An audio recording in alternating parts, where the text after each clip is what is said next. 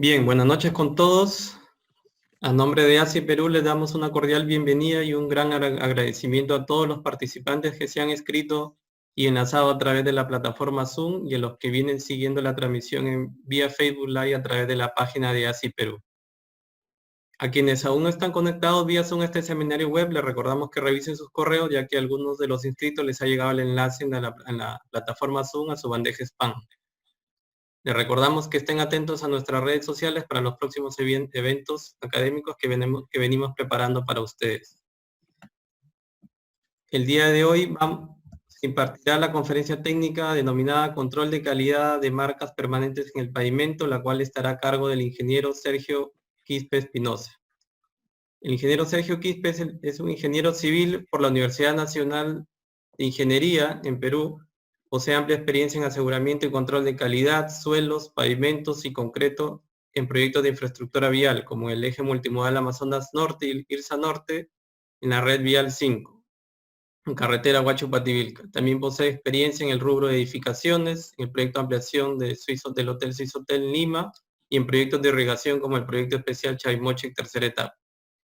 El ingeniero Sergio Quispe tiene estudios de posgrado en gestión de desarrollo sostenible a través de los sistemas integrados, calidad ISO 9001-2008, ambiente, seguridad y salud ocupacional y responsabilidad social por la Universidad de Lima. Para ASI Perú es un honor darle una gran bienvenida y el agradecimiento al ingeniero Sergio Quispe por compartir con nosotros sus conocimientos y experiencia profesional. El tema que hoy lo recordamos que se presentará es control de calidad en marcas permanentes en el pavimento. Y este tema es muy importante en los proyectos de infraestructura vial alrededor del mundo. Esto se ha visto reflejado y agradecemos la inscripción de muchos participantes de países como Argentina, Colombia, Ecuador y Bolivia, y esperemos que sea de su provecho. Ingeniero Sergio Quispe puede proceder a dar inicio a la conferencia técnica, por favor.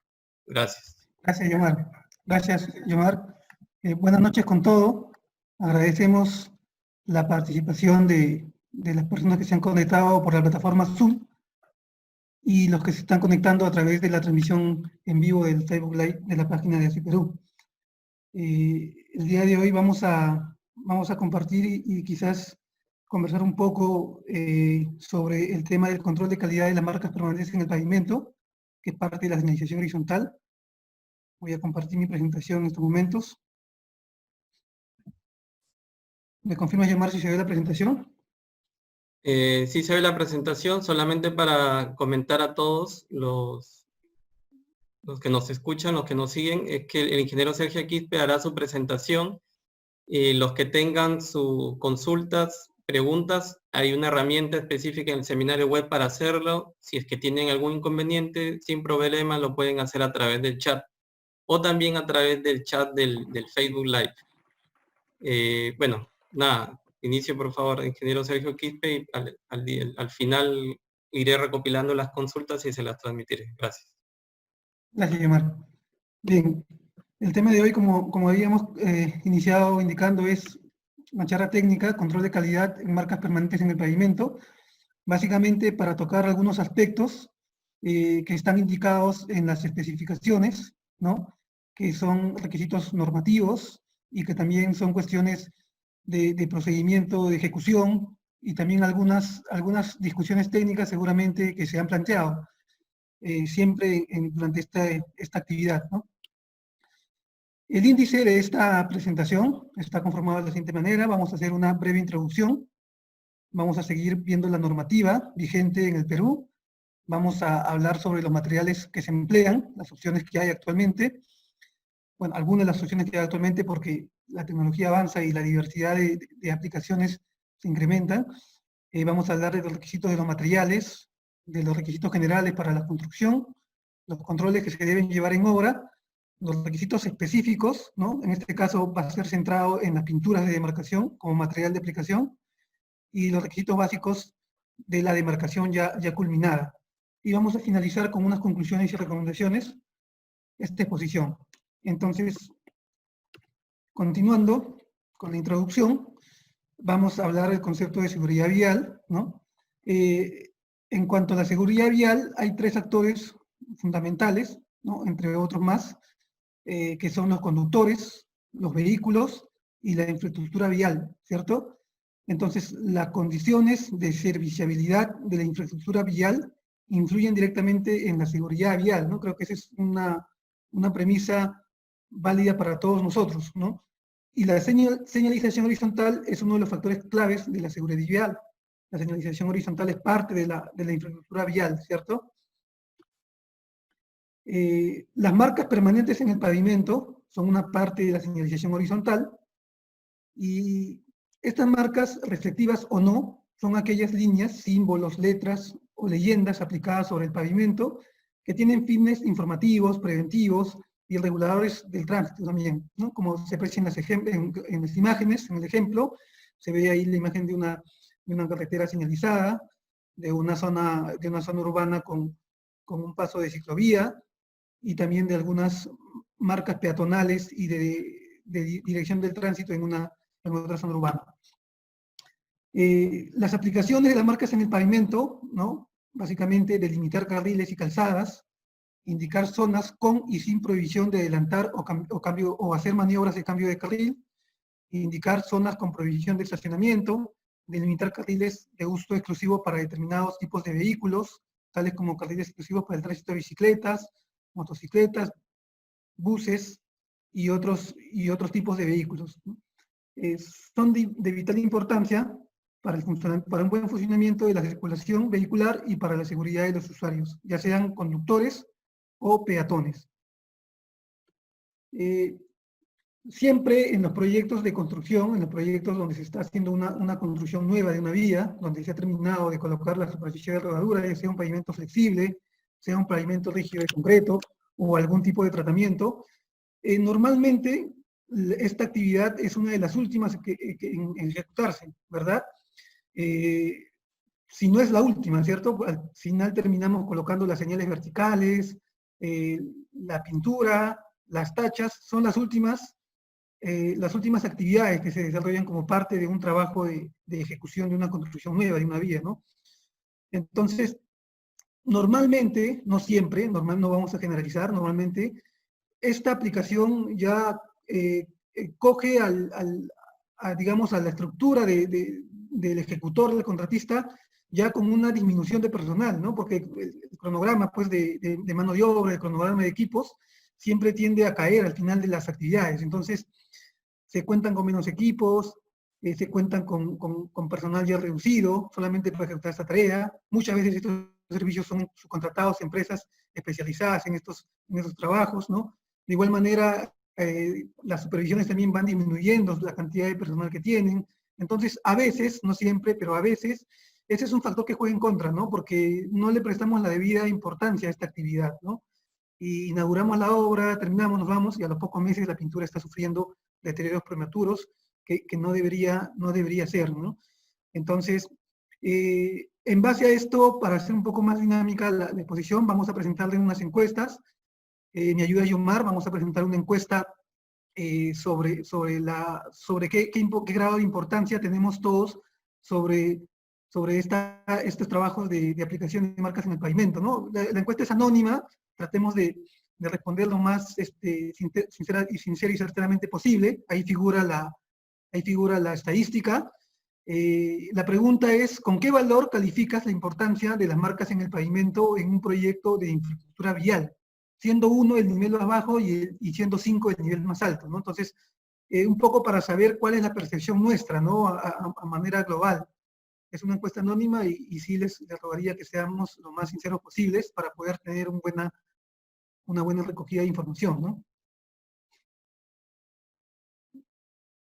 Yomar, me avisas cuando la finalizas para mostrar los resultados, después de tener una cantidad importante de datos. Sí, yo creo que damos unos 5 segundos más porque todavía no votan todos y lo finalizo. Perfecto.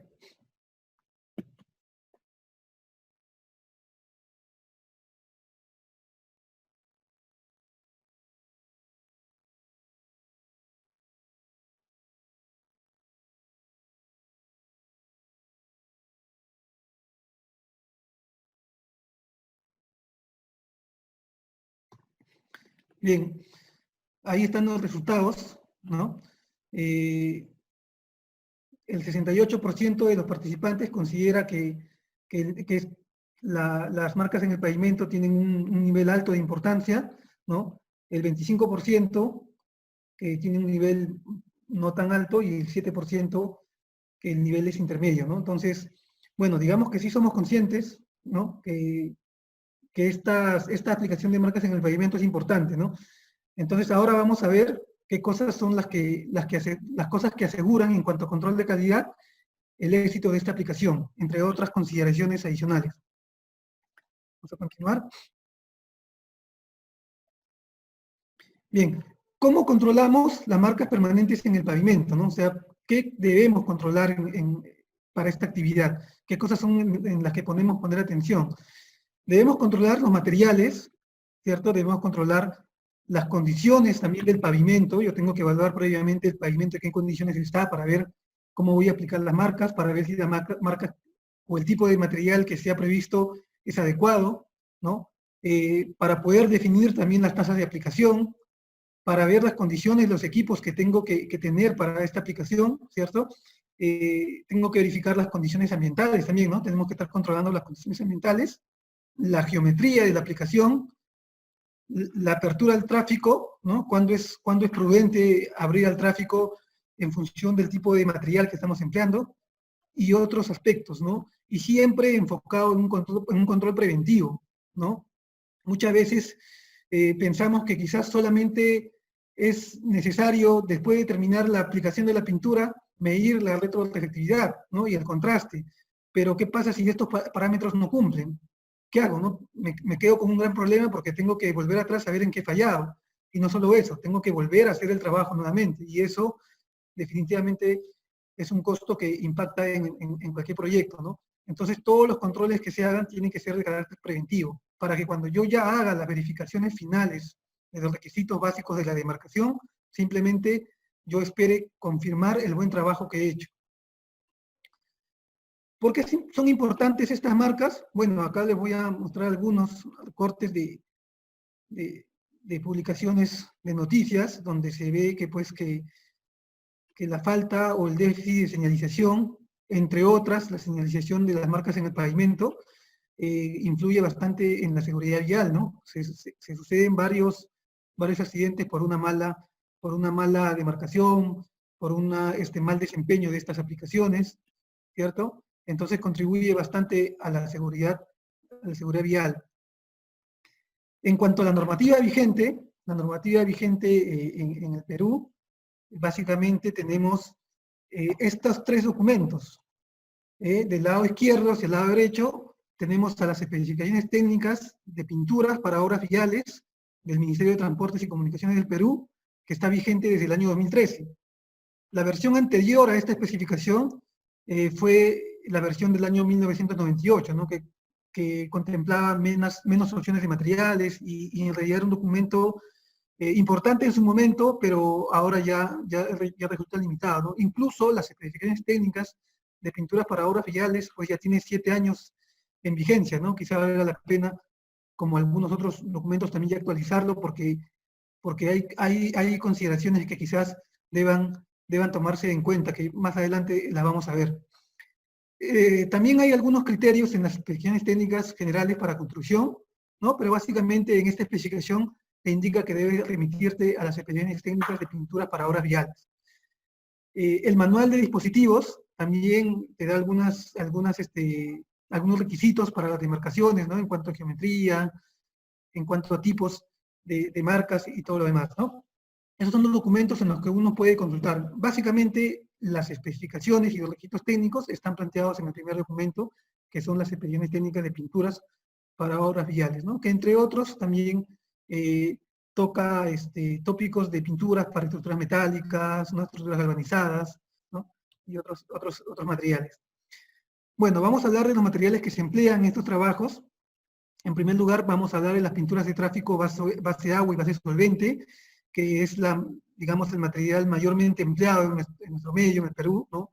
Si bien es cierto, se están introduciendo otros tipos de materiales, lo cual es muy provechoso porque entiendo que tienen mucha mayor duración y son alternativas también novedosas y son alternativas que valen la pena explorar. Entonces vamos comenzando hablando de las pinturas de tráfico base agua, ¿no? En realidad estas pinturas en base agua no quieren decir que sean solubles con el agua, quiere decir sí que se puede reducir su viscosidad, ¿no? Con el agua, y para que se consiga esto se necesita pues un aditivo que haga que las resinas de la pintura sean compatibles con el agua, ¿no?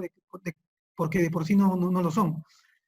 No requiere solventes químicos, ¿cierto? Esa es una de sus ventajas también. Y la pintura de tráfico base solvente, bueno, esta requiere bases solventes para su dilución y también para la limpieza de los equipos, ¿no? Requiere solventes tanto para digamos, su disolución en la etapa de fabricación y también para la dilución en el momento de la aplicación, ¿no? Y también, como había comentado, para la limpieza de los equipos y todo lo demás, ¿no? En su mayoría, estos productos solventes son tóxicos, ¿no? Tienen un cierto grado de toxicidad para las personas que están involucradas con el trabajo y también para el medio ambiente. Es por eso que la tendencia actual es ya emplear pinturas de tráfico base agua, ¿no?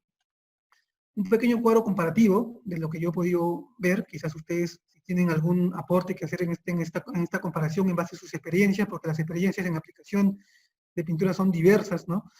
Entonces, pinturas base agua normalmente se puede pintar con un espesor hasta de 11 mils, ¿no?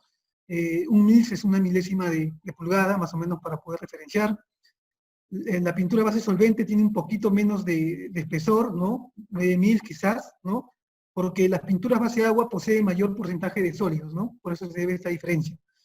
La pintura base agua no requiere solventes químicos, la pintura base solvente sí, que como habíamos dicho en su mayoría son tóxicos. La pintura base agua, como habíamos comentado ya, disminuye su viscosidad, ¿no? Con la aplicación de agua a través de aditivos que compatibilizan las resinas de la pintura con el agua. Las pinturas base agua son favorables para el medio ambiente y las pinturas base solvente no, por el contrario, aparentemente son desfavorables para el medio ambiente. La pintura base agua en teoría tiene un costo mayor y las pinturas base solvente aparentemente son más económicas, pero me parece, quizás si hay alguien aquí en este compartir de conocimientos que están en el rubro de provisión de materiales, puede quizás decirnos si esto se mantiene o ya la pintura base agua, por ser ya un material mayormente empleado, ya tiene quizás un precio más competitivo, ¿no? La pintura base agua necesita condiciones estándar de almacenamiento, ¿no? Porque no es inflamable, lo contrario ocurre con la pintura base solvente, que requieren condiciones especiales de almacenamiento, porque son inflamables, ¿no? Bien, ese es un cuadro comparativo. Otro de los materiales que espero yo que se sigan introduciendo en nuestro país con más fuerza es el material termoplástico. Este es un material que se aplica en estado plástico fundido, ¿no? Por calentamiento, está hecha en base de resinas sintéticas, ¿no? Que se suavizan cuando son sometidas al calor y después cuando se enfrían se endurecen, ¿no? Sin cambiar este calentamiento sus propiedades inherentes, ¿no? De este material. Es una mezcla en proporciones convenientes de aglutinantes, partículas granulares, pigmentos y de otros agentes dispersores, ¿no? Y también tienen en su composición esferas y microesferas de vidrio que le dan la característica retroreflectiva al material, ¿no? Deben estar constituidos por resinas naturales o sintéticas y elementos plastificantes, y los pigmentos tienen que asegurar, ¿no? La calidad del material y tienen que ser resistentes al calor, ¿no? Para evitar la alteración cuando estos son digamos, calentados para poder ser aplicados, ¿no? El material termoplástico no debe contener plomo, en realidad ninguna pintura debería contener plomo porque es un material dañino para la salud, ¿no? Tampoco mercurio, cadmio, cromo u otros materiales pesados tóxicos, ¿no? O sustancias que puedan causar cáncer, ¿no? Entonces ninguna pintura debería tener en su composición ya estos materiales que son dañinos, ¿no? Bueno, una cosa que quería comentar, en el mercado hay opciones de materiales termoplásticos alquídicos que son para aplicar calentados de forma líquida, en estado líquido, luego endurecen cuando se enfrían, y también hay materiales termoplásticos preformados, ¿no? Que son materiales como el que están en la imagen, ¿no? Se aplican ya moldeados a lo que yo necesito, a la geometría que necesito colocar, y después con una especie de antorcha, yo lo caliento para que se adhiera hacia el pavimento, ¿no? Entonces, en el mercado hay esas opciones y seguramente van a seguir llegando más opciones para aplicar relacionadas con estos materiales termoplásticos, ¿no? El plástico preformado es otra opción, ¿no? Vienen ya también en cintas o láminas, vienen ya con las geometrías definidas que nosotros queremos aplicar y se adhieren al pavimento a través de productos adhesivos, ¿no? También posee microesferas de vidrio que están distribuidas de manera perfecta en su superficie para que puedan dar las características de retroreactividad que se necesitan en las marcas en el pavimento, ¿no?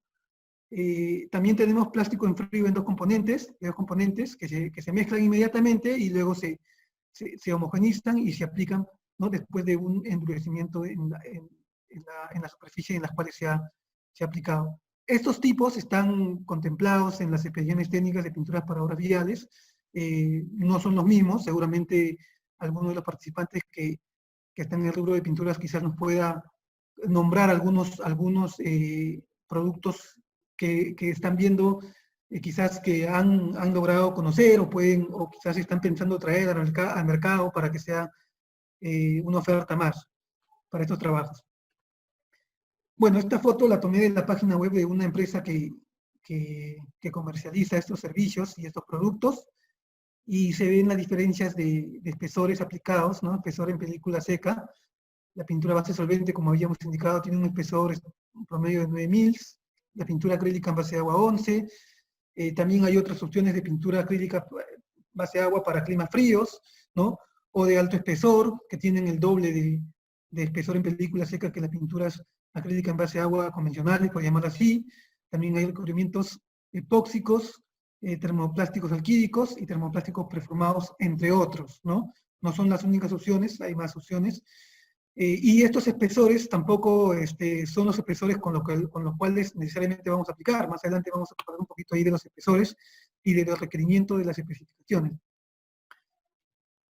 Bien, el segundo de los materiales son las esferas y microesferas de vidrio, ¿no? Estos materiales son los que producen la retrospectividad de las marcas en el pavimento. Sin estos materiales, de noche no podríamos ver como vemos la pintura, ¿no? No se podría ver apenas quizás una mancha poco visible, pero estos materiales son los que tienen las características retrospectivas, ¿no? Que se activan ante la incidencia de las luces de los vehículos que transitan por la vía, ¿no?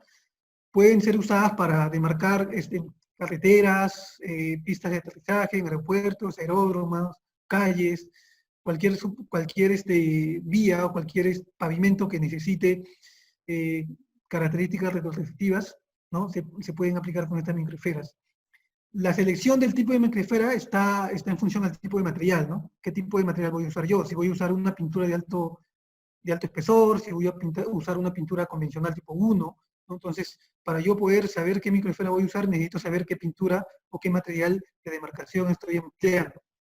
Ahí se ven en las imágenes una bolsa de una marca X, de una microesfera, se ven las microesferas aplicadas y una vista un poco bastante cercana de cómo quedan embebidas estas microesferas en una pintura amarilla, ¿no? Que ahí se puede ver, según la imagen, una pintura amarilla.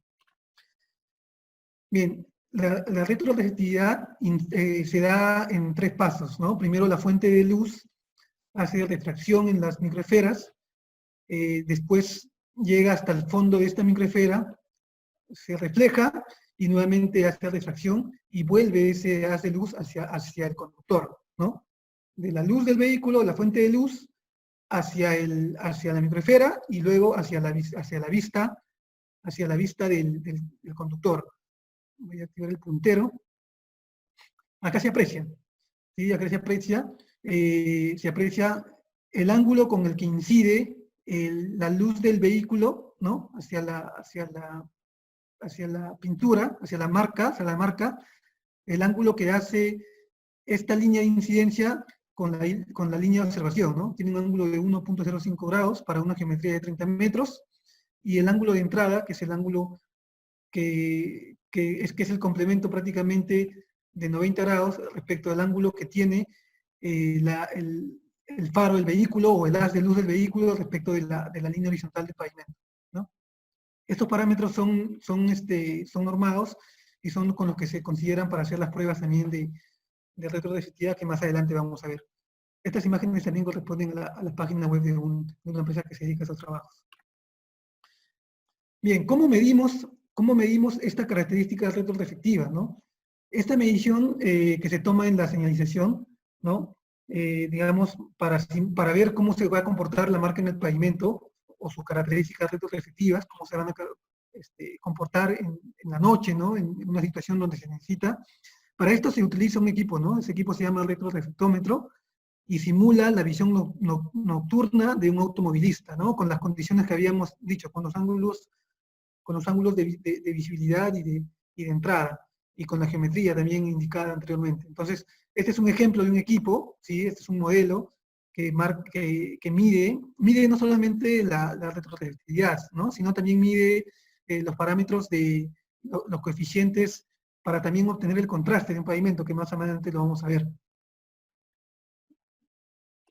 Bien, este equipo de medición tiene que ser colocado sobre la pintura, sobre la marca, tratando de ubicar esta zona de medición, ¿no? Centrada en la pintura para yo poder tener una buena medición.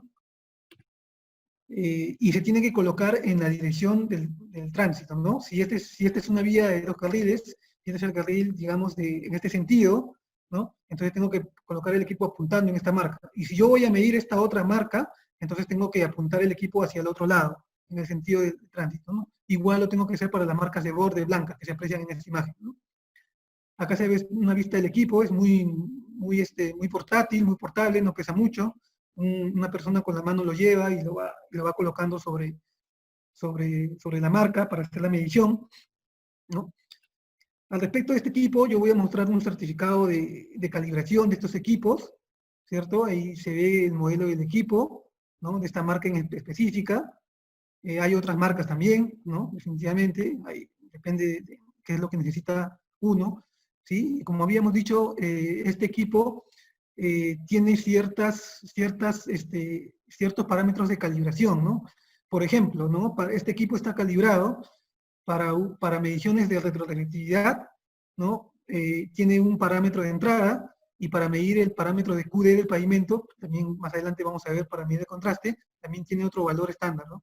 Entonces, cuando yo hago las calibraciones diarias en la vía, o las verificaciones diarias en la vía, coloco el equipo apagado, lo reinicio, y el equipo tiene que mostrarme en pantalla estos valores, ¿no? Con esto yo me aseguro que el equipo está repitiendo las condiciones de calibración.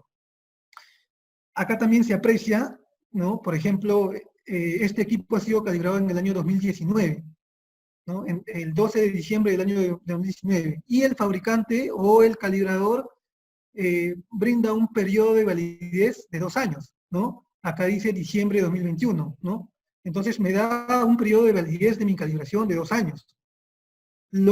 Esto siempre ha sido un motivo de discusión, ¿no? Entre supervisores y ejecutores, porque el fabricante a mí me da un periodo de 2 años, pero las especificaciones técnicas de pinturas para obras viales especifica que los equipos tengan que ser de calibración anual, ¿cierto? Entonces entramos un poco a la discusión técnica de qué es lo que necesito, ¿no? Por un lado, está escrito en la especificación que tiene que ser de manera anual. Entonces, poniéndonos también un poco del lado del supervisor, ¿no? Yo como supervisor tengo que hacer cumplir la especificación, ¿no? Es parte de los roles de un supervisor, que se cumplan las especificaciones, ¿no?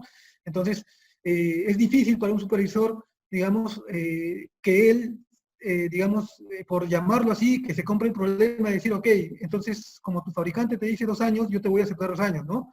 Luego alguien lo podría cuestionar y decirle, ¿por qué no has hecho respetar la especificación, ¿no? Entonces, el problema de fondo no es esta discusión de que si el fabricante lo dice o el supervisor lo dice, ¿no? Quizás el problema de fondo es la especificación misma, ¿no? A lo mejor valga hacer una propuesta de revisión para, entre otras cosas que se puedan ajustar, se ajusten este tipo de detalles, ¿no? Pero viene la pregunta, ¿no? ¿Cuál es el periodo prudente, no? ¿Cuál es el periodo prudente? Si tú se lo vas a preguntar a un supervisor, te va a decir de manera anual. Si lo vas a preguntar a un ejecutor o a un, quizás, proveedor de estos equipos de medición, te va a decir 2 años, ¿no? Entonces, yo particularmente, en mi opinión, pienso que la especificación debe ser revisada, ¿no? Quizás no plantear un tiempo específico, sino ser un poco más flexible, entre 1 a 2 años, dependiendo de lo que el fabricante recomiende y de lo que las condiciones de calibración del equipo también determinen, ¿no? Porque si yo ya mi equipo a poco tiempo veo que no, al verificar no repite los parámetros, entonces tengo que mandarlos a calibrar, ¿no? Y eso tiene que ver mucho también con la manera como yo mantengo y cuido el equipo, ¿no? Lamentablemente a veces por desconocimiento el equipo lo llevamos en la tolva de una camioneta, lo sometemos a vibración o no lo aseguramos bien. Entonces eso también va a afectar y va a impactar en la calibración de este equipo, ¿no? Bien, en cuanto a los requisitos básicos de los materiales, vamos a hablar un poco de las pinturas de demarcación primero, ¿no?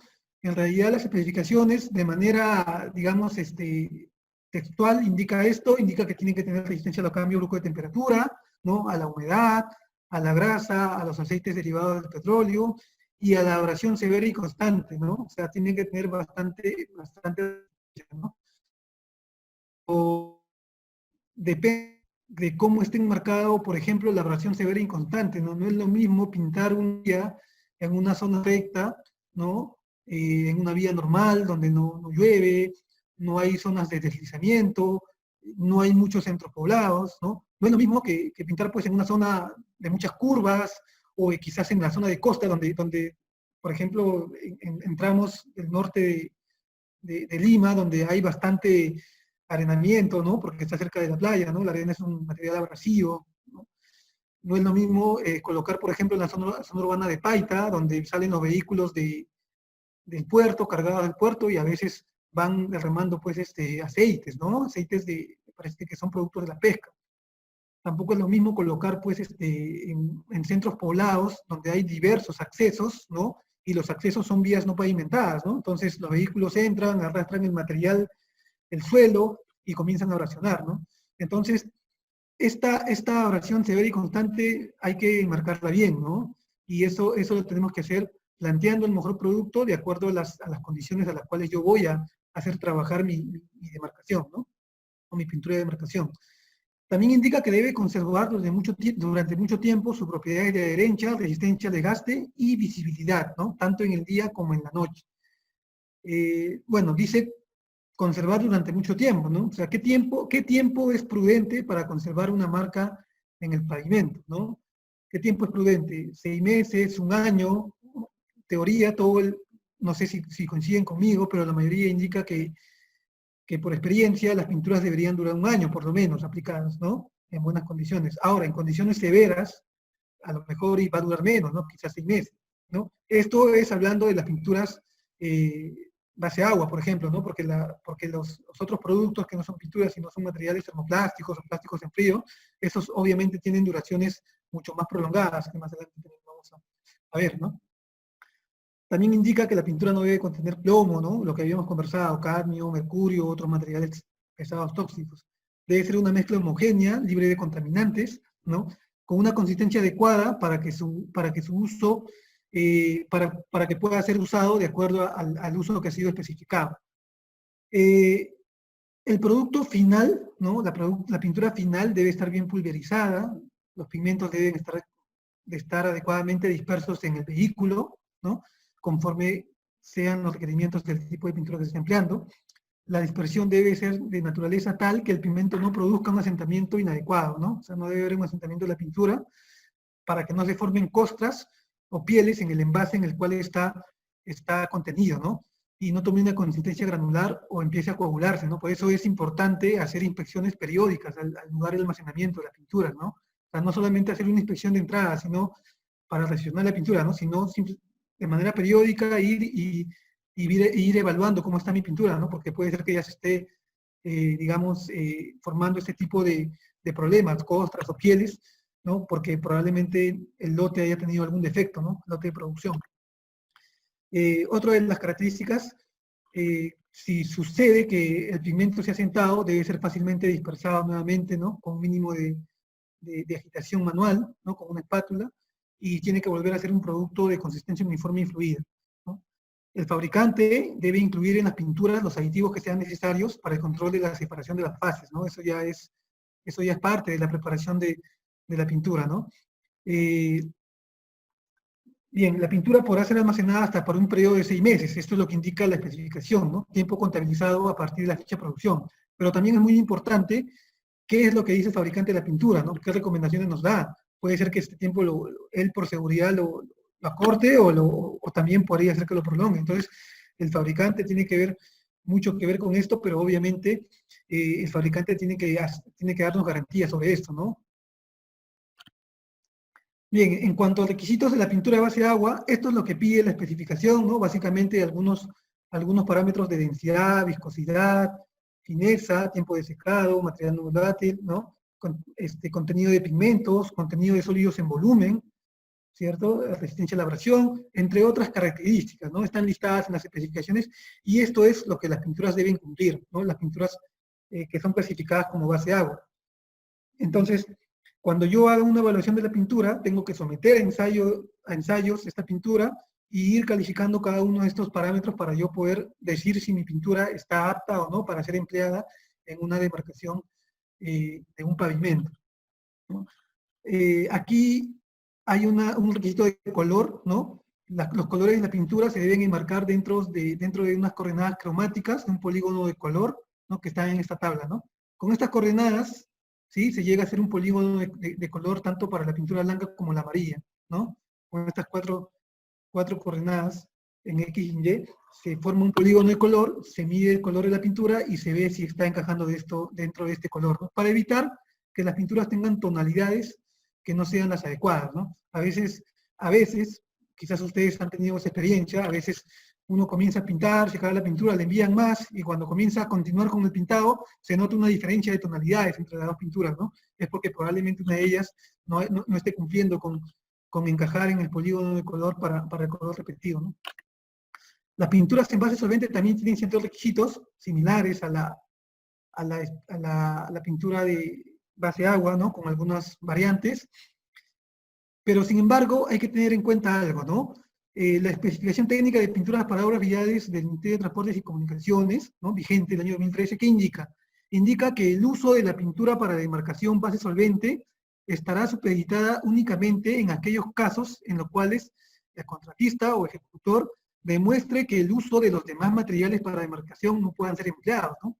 Entonces, ¿qué quiere decir? Que para yo poder usar esta pintura tendría que sustentar que no hay pintura base agua, por ejemplo, ¿no? O que no tengo otras opciones, lo cual a estas alturas ya es difícil, ¿no? La mayoría de empresas que proveen ese tipo de pinturas ya ofrecen las pinturas base agua, ¿no? Entonces, yo creo que ya, particularmente en mi opinión, deberíamos abandonar ya el empleo quizás de las pinturas en base solvente, ¿no? Bueno, también indica requisitos para el material termoplástico, ¿no? El termoplástico preformado, o el termoplástico alquídico, ahí están sus características, también nos piden colores en las coordenadas, factores de luminancia, otros requisitos que se piden. Entonces, uno tiene que someter a ensayos y verificar si está garantizando todos esos parámetros, ¿no? Cuando quiere usar este material. El material de plástico preformado, por ejemplo, se clasifica en base a los niveles de retroreflectivos, ¿no? Si yo necesito el nivel 1 o si necesito el nivel 2, ¿no? ¿Con qué nivel de retroreflectividad es suficiente para los requisitos que me ha pedido mi proyecto? También se clasifican por la clase de adhesivo que se va a emplear, ¿no? Tenemos la clase 1, 2 y 3. En el caso de resistencia al deslizamiento también, ¿no? Se clasifican por niveles de resistencia al deslizamiento, ¿no? ¿Qué nivel de resistencia al deslizamiento necesito yo tener esta pintura, ¿no? También se muestran sus requisitos, están contenidos también en las especificaciones técnicas, ¿no? Siempre el color, ¿no? Es un factor que está exigido para todos los materiales, ¿no? Los factores de luminancia, entre otros materiales, ¿no? Y al adherirse esto con productos adhesivos, se requiere hacer un ensayo de adhesión, ¿no? Y el ensayo se va a hacer para diversas temperaturas de aplicación, ¿no? Si la temperatura de aplicación es 24 grados, más o menos, yo tengo que hacer el ensayo de 24 grados también, ¿no? Y tengo que obtener esta adhesión mínima, ¿no? Para poder decir que mi pintura va a satisfacer pues, los requisitos de adhesión. La pintura en plástico en frío de 2 componentes también, ¿no? Un requisito común, como habíamos visto, es el color, el factor de luminancia, entre otras características. Las microesferas de vidrio también tienen requisitos, ¿no? Tienen granuliometrías para emplear, ¿no? Tenemos desde el tipo 1 hasta el tipo 6. Normalmente en las aplicaciones comunes que usamos el tipo 1 o tipo 2, ¿no? El tipo 2 se emplean normalmente en aeropuertos, en zonas de rodajes, o en zonas donde necesito yo mayor espesor de pintura, ¿no? También tenemos unos requisitos que nos piden las especificaciones, ¿no? Como densidad de masa, apariencia de defectos, índice de refracción, resistencia a los ácidos, entre otros parámetros, ¿no? Estos requisitos están contenidos en las especificaciones, como ya hemos comentado. Y ahora vamos a comentar un poco de los requisitos generales de construcción, ¿no? Los requisitos generales. Bien, el criterio de selección de materiales, ¿no? O sea, como habíamos comentado, yo no voy a proponer pues una pintura de un espesor convencional si tengo una condición como esta de la imagen, ¿no? Donde la arena invade siempre la vía y seguramente el mantenimiento, por más efectivo que sea, no va a evitar que quede cubierto por un tiempo esta vía con un poco de arena y los vehículos al estar sobre esto la van a erosionar, ¿no? Aparte que es peligroso pues para la visibilidad de los usuarios, la va a comenzar a desgastar rápidamente, ¿no? Esto también sucede en zonas de acceso no pavimentado, por ejemplo, ¿no?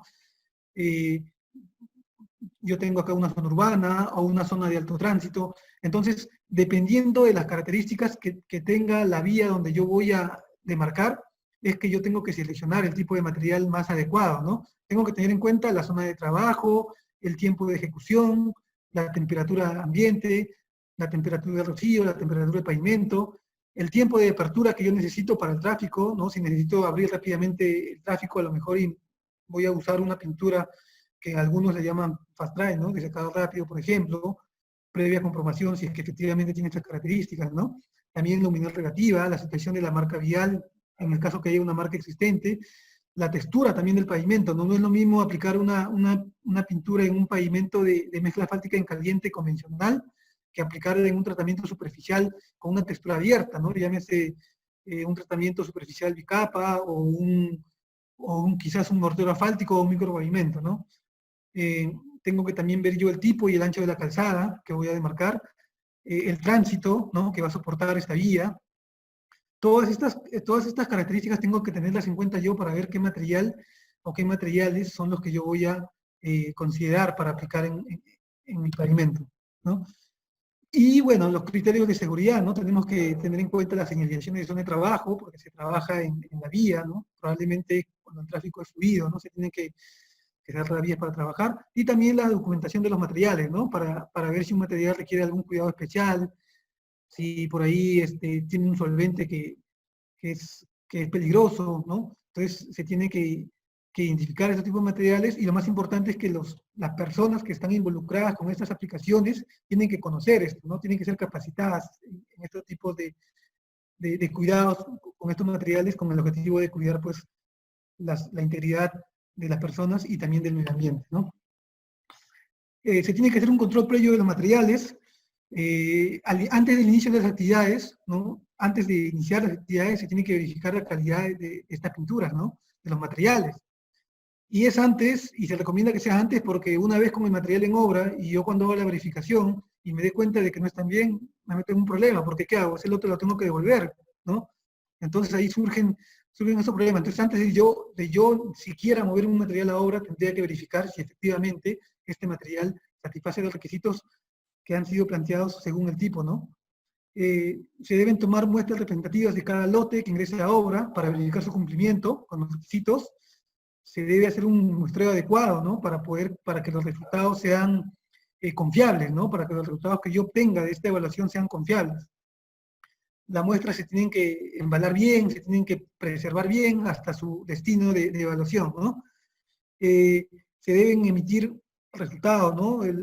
La autoridad competente a cargo de la evaluación tiene que emitir un informe de resultados, ¿no? Debidamente firmado y certificado, ¿no? Por ejemplo, el laboratorio del MTC brinda este servicio.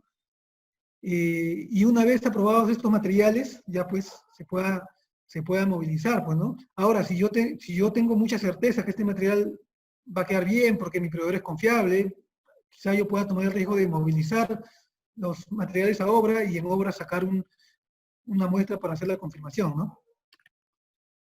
El empaque y almacenamiento en obra también tiene que tener en cuenta que los empaques no produzcan reacciones con los materiales, ¿no? Que lo mantengan en buen estado de conservación, que sean herméticos y que sean de fácil apertura, ¿no?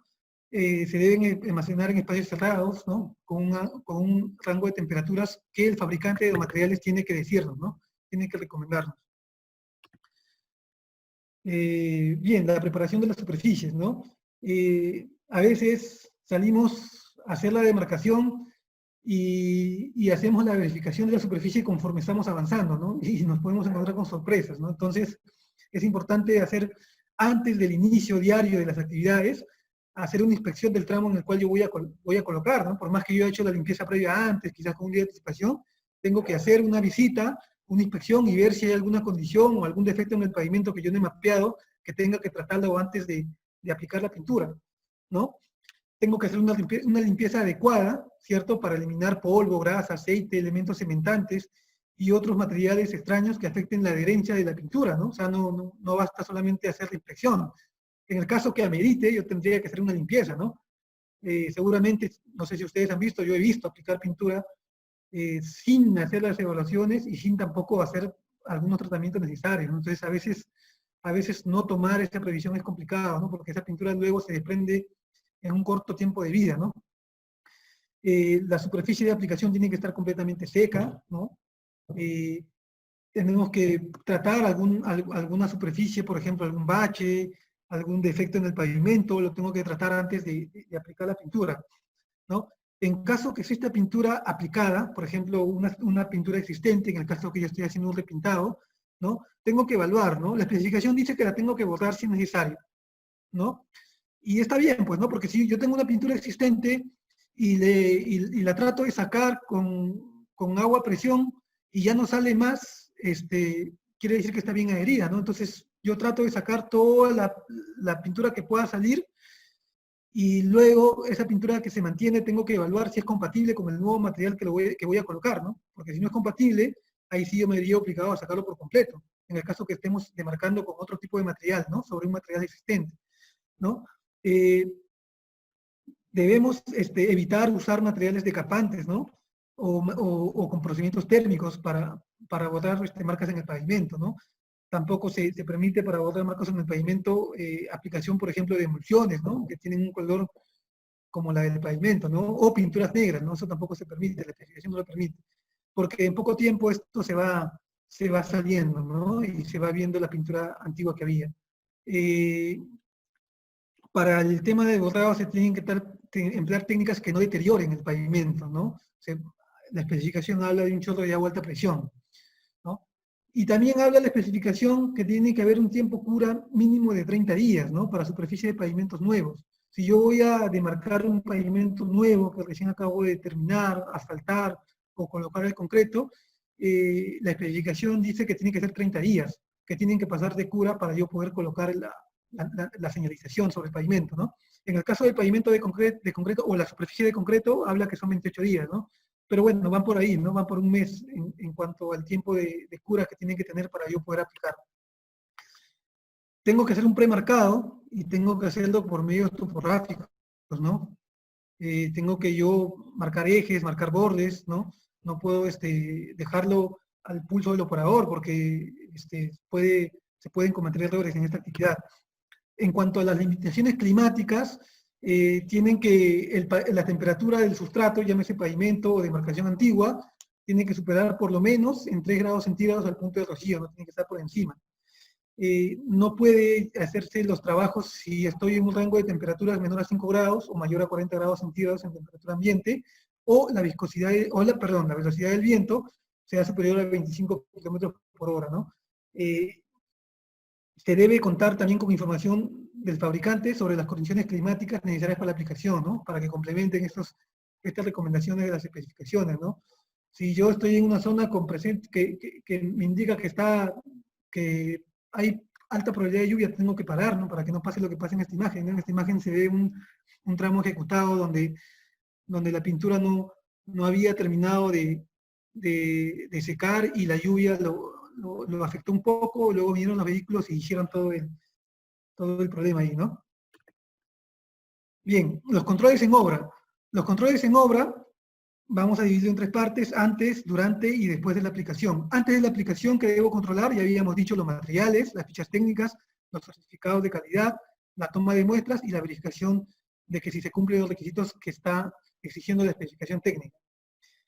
Tengo que hacer una inspección visual del pavimento, la limpieza correspondiente en el grado que amerite.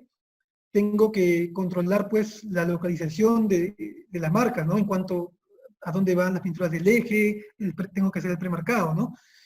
Ver si son líneas continuas, discontinuas y hacer la marcación para no confundirme, ¿no? Tengo que también verificar los equipos, en qué estado se encuentran, ¿no? A veces los equipos, lamentablemente a veces no se les da el mantenimiento adecuado y quedan obstruidos, ¿no?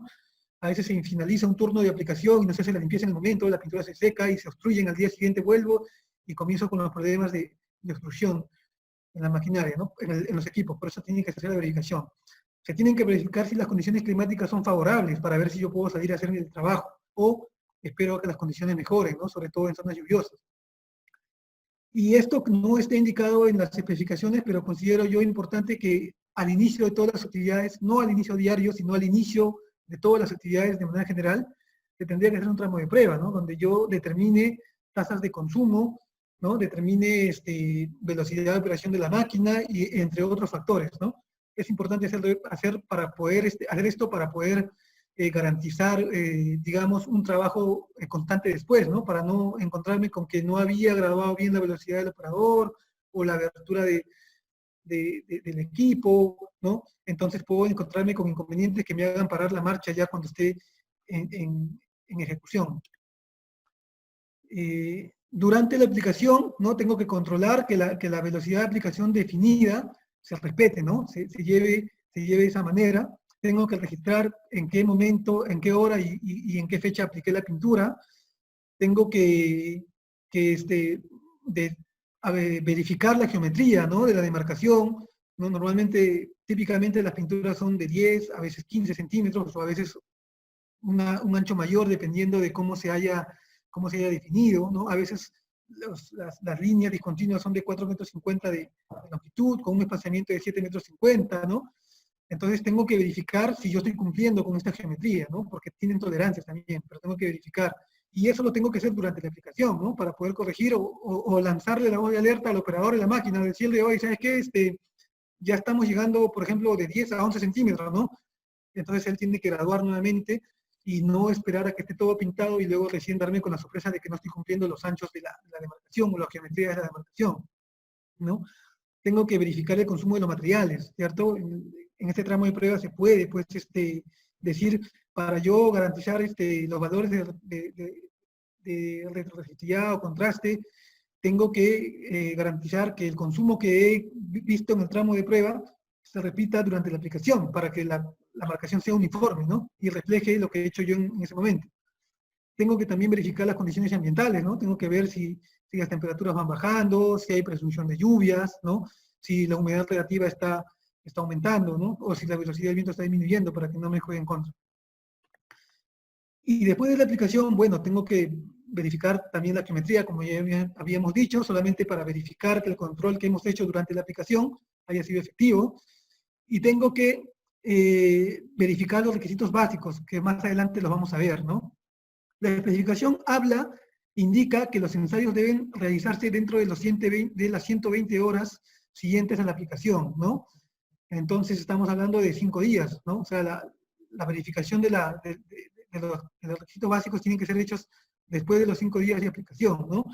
Y la norma ACTM D7585, si mal no recuerdo, recomienda que tienen que ser después de las 48 horas, ¿no? Para que cualquier solvente o cualquier tipo de producto que esté volatilizándose en la pintura ya completamente desaparezca, ¿no? Entonces, un tiempo prudente para hacer la medición sería después de 2 días y antes de los 5 días, ¿no? Ahí tendría que yo hacer la verificación. Obviamente, cuando es una demarcación existente y estoy evaluando yo, digamos, la necesidad de hacer un mantenimiento periódico, ahí tengo que pintarlo en el momento en el que está, ¿no? Ahí ya no puedo aplicar esta consideración, solamente es para demarcaciones nuevas en las cuales yo tengo que criterizar si han sido bien aplicadas o no, ¿no? Se debe también emplear equipos con calibración. La especificación dice calibración anual. Ya hemos conversado que valga la pena quizás abrir la discusión y proponer en la próxima revisión de esta especificación un tiempo prudente para esta calibración de los equipos. En cuanto a las tolerancias máximas, ¿no?, de las dimensiones, esto está fijado en el manual de dispositivos de control del tránsito automotor, del MTC también, que está vigente desde el año 2016, es decir, está más actualizado. Indica que para los anchos de línea tiene que haber una tolerancia permitida de más o menos 3%, ¿no? Si yo tengo 10 centímetros, ¿no?, de ancho de la vía, no puedo pasarme de 10.3 ni de 9.7, ¿no? Más o menos 0.3, ¿no?, que es un requisito bastante exigente, ¿no?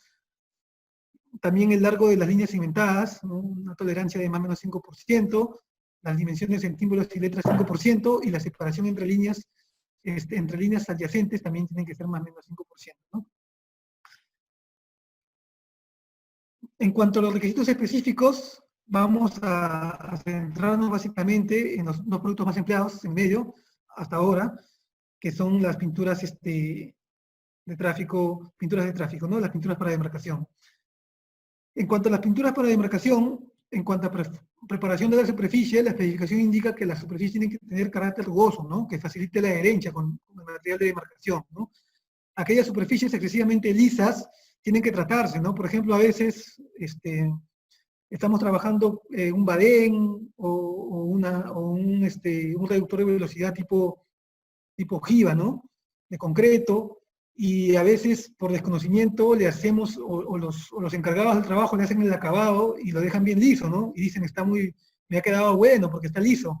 Pero esto juega en contra para la adherencia de la pintura, porque se necesita, como acá dice, una superficie rugosa que garantice la adherencia, ¿no? Entonces, si esto ya nos pasó, lo que podemos hacer, se puede tratar esta superficie mediante frotamiento en seco, ¿no?, con una piedra adhesiva, o con una solución de ácido clorhídrico del 5%, ¿no?, para después posteriormente lavarlo con agua, ¿no? Un poco para poder abrir la superficie, ¿no?, sin llegar a dañarla, para poder abrir la superficie y la pintura se adhiera de mejor manera, ¿no? Si no, vamos a ver que al poco tiempo esta pintura se va a comenzar a pelar porque la adherencia va a ser mínima o va a ser nula, ¿no? Si tenemos una condición de fluorescencia en algún pavimento de concreto, o quizás en un pavimento asfáltico, tengo que yo primero eliminar la causa que lo está generando para que no se siga generando, ¿no? Y luego hacer un tratamiento, ¿no? Quizá pueda aplicar, como acá recomienda, con una brocha, una solución de ácido clorhídrico al 20%, ¿no? Frotándolo durante 5 minutos con un cepillo de acero, y luego poder hacer el lavado, ¿no?, para poder eliminar esta fluorescencia, porque también la fluorescencia causa daños prematuros en las demarcaciones, ¿no? Si vamos a aplicar sobre superficie previamente pintada, como habíamos comentado, se debe hacer un tratamiento para garantizar la adherencia de la nueva demarcación sobre la demarcación antigua, ¿no? Siempre y cuando no sea necesario retirar toda la demarcación antigua, ¿no? No se permite pintar con color negro para borrar demarcaciones, ¿no? No está permitido. Y si es necesario retirar la pintura existente porque ya está muy dañada y es fácilmente retirable, se tiene que hacer con un chorro de agua a alta presión. Ese es en cuanto a perforación de superficie. En cuanto al muestreo de las pinturas, esto es lo que indica la especificación, ¿ya? Y acá hay bastantes discrepancias y un poco de resistencia a este requisito, porque dice, para efectos de control previo de la pintura, cuando el lote conste de envases de 5 galones, que es lo que normalmente llegan a obra a veces, ¿no?, baldes de 5 galones, el número de envases que se tienen que mostrar es el 1%. Si yo me abastezco de 100 baldes de 5 galones, porque es lo que necesito para hacer el trabajo, ¿no?, por cada 100 baldes tengo que mostrar un balde y enviar a verificar al laboratorio si las características satisfacen los requisitos, ¿no?, los requisitos planteados. En cualquiera de los casos no se van a mostrar más allá de 5 envases, ¿no? Si yo tuviese, digamos, 500 o 600, 500 galones, son 500 envases, perdón, solamente voy a mostrar 5. Y si tengo 600, también 5, ¿no? Un máximo de 5 envases serán seleccionados como muestreo, ¿no? Se entiende como el lote a una cantidad de envases, ¿no?, con una misma identificación, que haya sido producido en un mismo lote de producción, valga la redundancia, ¿no?, que tenga la misma producción y que sea de una fecha de fabricación definida, ¿no? Para envases de más capacidad, por ejemplo, para cilindros, ¿no? Que sé yo, de 55 galones, tengo que yo muestrar 5 galones, tengo que sacar una muestra de 5 galones por cada 500 galones que yo movilice a obra, ¿no? Para poder hacer el control. Bueno, acá tenemos la dosificación.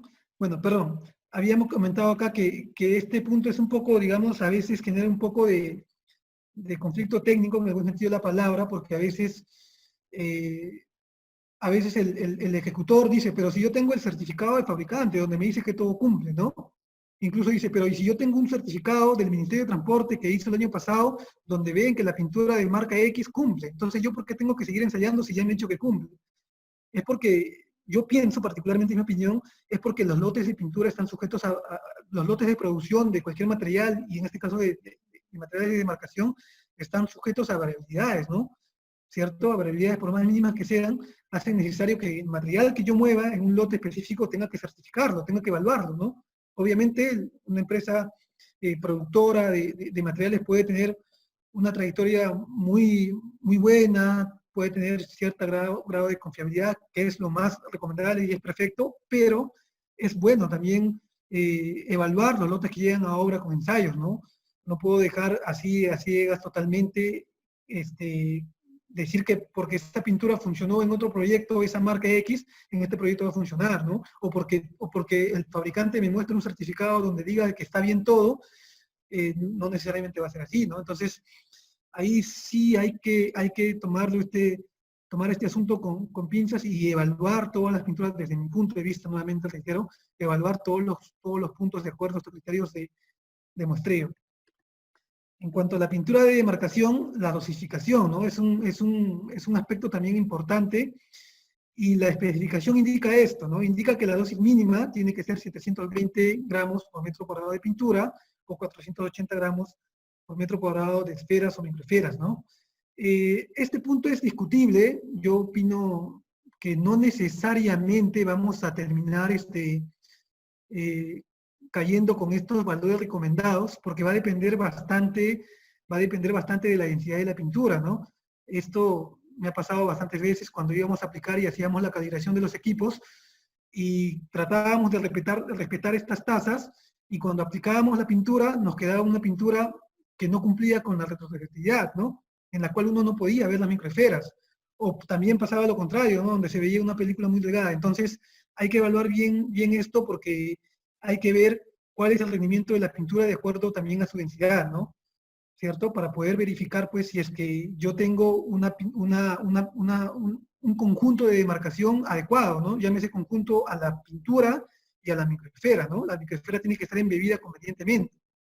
Si la microesfera no está embebida convenientemente, ya sea por exceso o por defecto, los valores de retrospectividad no van a dar conforme, ¿no? Y por más que yo haya respetado estas tasas que me recomienda la especificación, yo no voy a garantizar lo otro, ¿no? Entonces me voy a poner a ver qué ha pasado. Entonces, tenemos que evaluar bien estas tasas, ¿no? El objetivo es que tenga un espesor adecuado, y que tenga porque esto garantiza obviamente la durabilidad de la pintura, y que tenga también un adecuado embebimiento de la microesfera. Esto para que garantice las características de retrospectividad que necesita esta pintura, ¿no?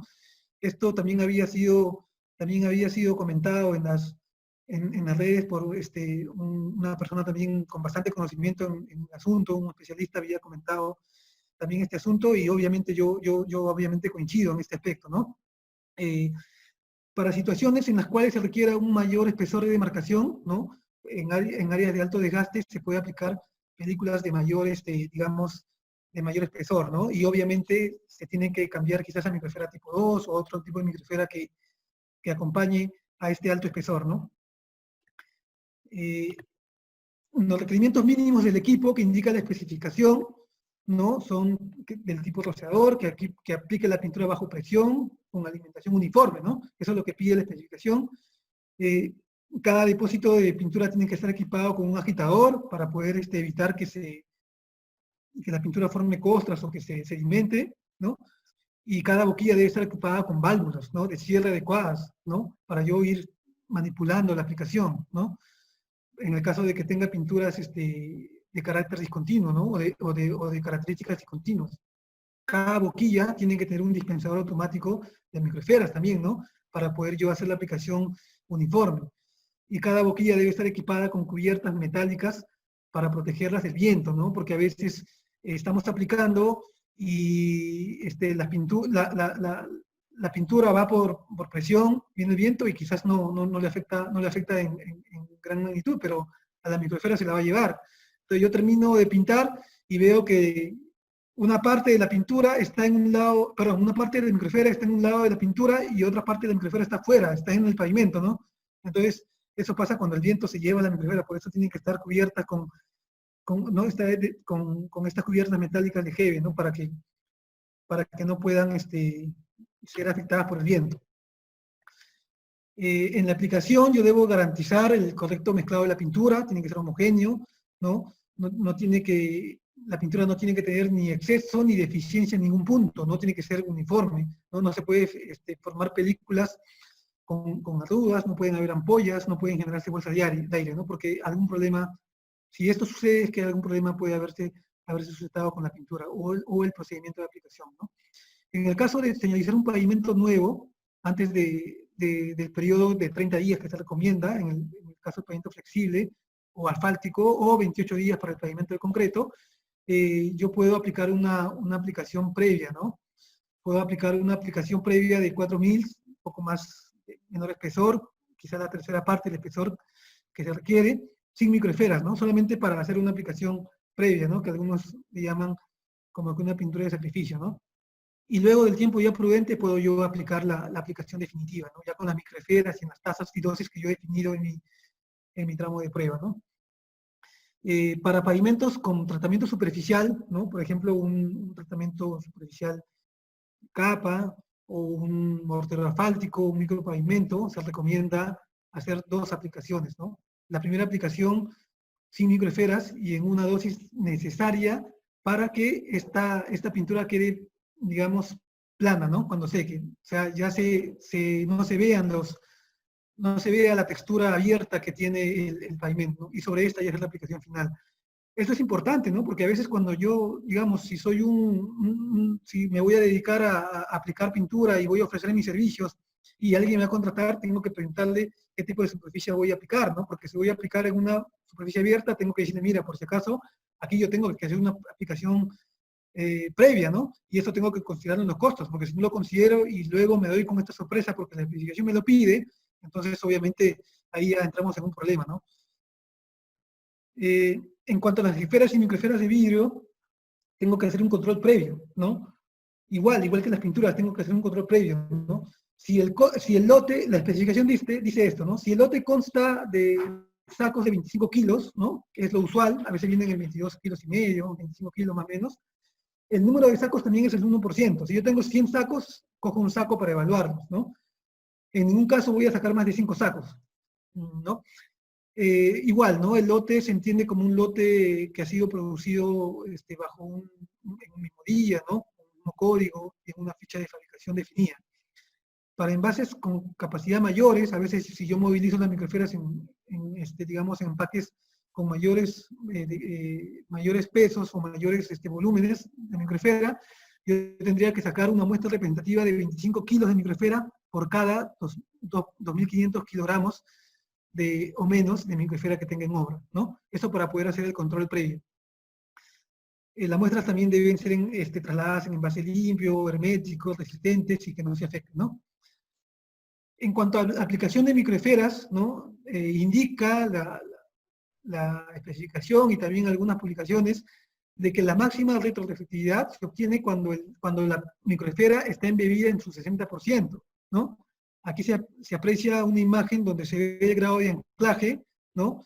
En la película del material, de la pintura en este caso. Acá se ve un grado de embebimiento de 20%, 40%, 55%, 60% y 80%. Este grado de embebimiento es el más óptimo. Cuando yo tenga este grado de embebimiento, es que la retroreflectividad va a ser mayor, ¿no? Va a mostrar el mayor rendimiento. Entonces yo tengo que buscar esto, ¿no? Buscar que suceda esto. Para eso tengo que evaluar mi velocidad del equipo, las aberturas de de las boquillas de aplicación, tanto de pintura como de microsfera, para conseguir conjugar lo más cercano a esta configuración de medimiento, ¿no?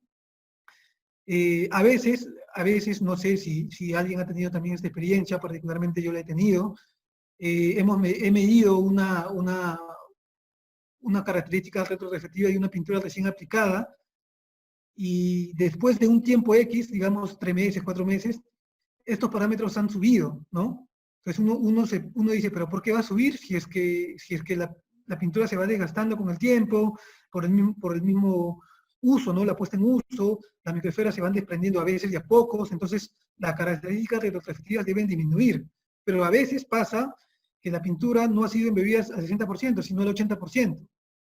Entonces la pintura se va desgastando, va perdiendo un poquito de desgaste, y cuando llega al punto de 60%, esta reflectividad sube, ¿no? Entonces puede ser que el comportamiento de la retroreflectividad en una marcación no tenga un comportamiento de desgaste lineal, ¿no? Sino depende de cómo ha sido aplicado, ¿no? No necesariamente se va a desgastar de manera lineal en el tiempo, ¿no? Entonces puede ser que se comporte de otra manera, porque puede ser que se haya aplicado un espesor de película mayor, ¿no? Bien, algunas variables que se deben tener en cuenta en la aplicación de las microesferas, ¿no? Tengo que ver yo la esfericidad de las microesferas, juegan un papel importante, la granulometría, ¿no? Tengo que escoger el tamaño adecuado. Si estas microesferas tienen o no un recubrimiento especial, lo tengo que verificar y comprobar. Si tengo que ver también qué tipo de sustrato voy a aplicar, ¿no? Porque si aplico en una textura abierta, sin una capa de aplicación previa, probablemente la microesfera se pierda dentro de la textura y al final no pueda tener yo las características retroreflectivas necesarias, ¿no?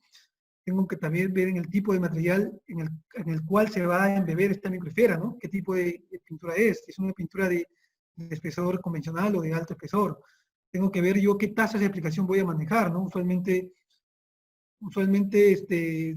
se recomienda una tasa de aplicación, pero como habíamos dicho, eso tiene que ser comprobado en el tramo de prueba, ¿no? Para ver si la tasa que me recomienda la especificación se puede aplicar o tengo yo que ajustar, ¿no? La temperatura de aplicación, el grado de embebido que ya habíamos comentado, el espesor de la película, ¿no? De la película final del material, la experiencia también de los aplicadores, ¿no? Juega un papel importante, ¿no? ¿Qué tanta experiencia tiene un aplicador en nuestro trabajo, ¿no?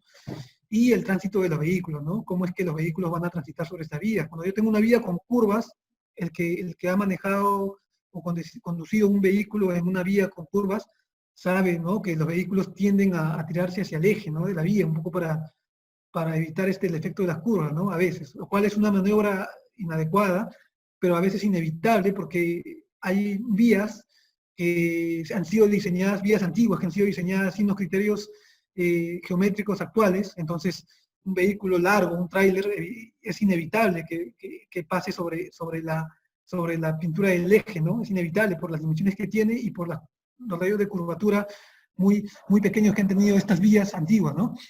Entonces también hay que tener en cuenta eso, ¿no? El tránsito de los vehículos, el tipo de vehículos. Bien, los requisitos básicos de la demarcación. Una vez que yo ya terminé de aplicar, he aplicado todo, tengo que verificar estos requisitos básicos que me pide la especificación. ¿Cuáles son? Primero es la retroreflectancia, ¿no? La inicial, con la cual yo hago el primer control después de que he aplicado la primera pintura. Para una geometría de 30 metros, como habíamos visto, la especificación indica que para el color blanco tengo que tener una característica de retroreflectiva de 203, ¿no? Milicandelas lux por metro cuadrado, ¿no? Y para la pintura amarilla, un valor de 175. Entonces, cuando yo haga mi medición, tengo que verificar esto, ¿no? La retroreflectancia para el repintado, por ejemplo, si yo tengo ya una vía en servicio y veo que ya está entrando digamos, en un deterioro o notable, ya está comenzando a deteriorarse, entonces yo puedo hacer una evaluación y verificar si esta pintura ya merita ser intervenida con un mantenimiento periódico, ¿no? Entonces, en ese caso, esta especificación indica que cuando los valores de retroreflectividad, tanto de la pintura blanca como de la amarilla, estén debajo de 80, ¿no? Milicandelas lux por metro cuadrado, yo ya tengo que intervenirla, ¿no? Pero hay que ver también en cuenta, si estoy, por ejemplo, en un contrato de concesión, qué parámetros me mandan mis niveles de servicio, porque no necesariamente van a ser lo mismo, ¿no? En este caso pido 80 para ambas pinturas, en otros ejemplos, por ejemplo, pueden pedir 80 para la amarilla y 100 para la blanca, ¿no? o 100 para ambas, depende qué es lo que se haya fijado, ¿no? Entonces es importante también tener en cuenta eso, ¿no? Acá hay un esquema, a modo de esquema, cómo es que se aprecia la retroreflectancia en cuanto a los valores, ¿no? Por ejemplo, una pintura con 50 milicandelas luz por metro cuadrado tiene esta apariencia. Cuando yo tengo 100 todavía la veo así, cuando tengo 50 la veo un poquito mejor, cuando está en 300 la veo bien, y cuando es alta, muy alta, la veo mucho mejor, ¿no? Veo una característica reflectiva mucho mejor, ¿no?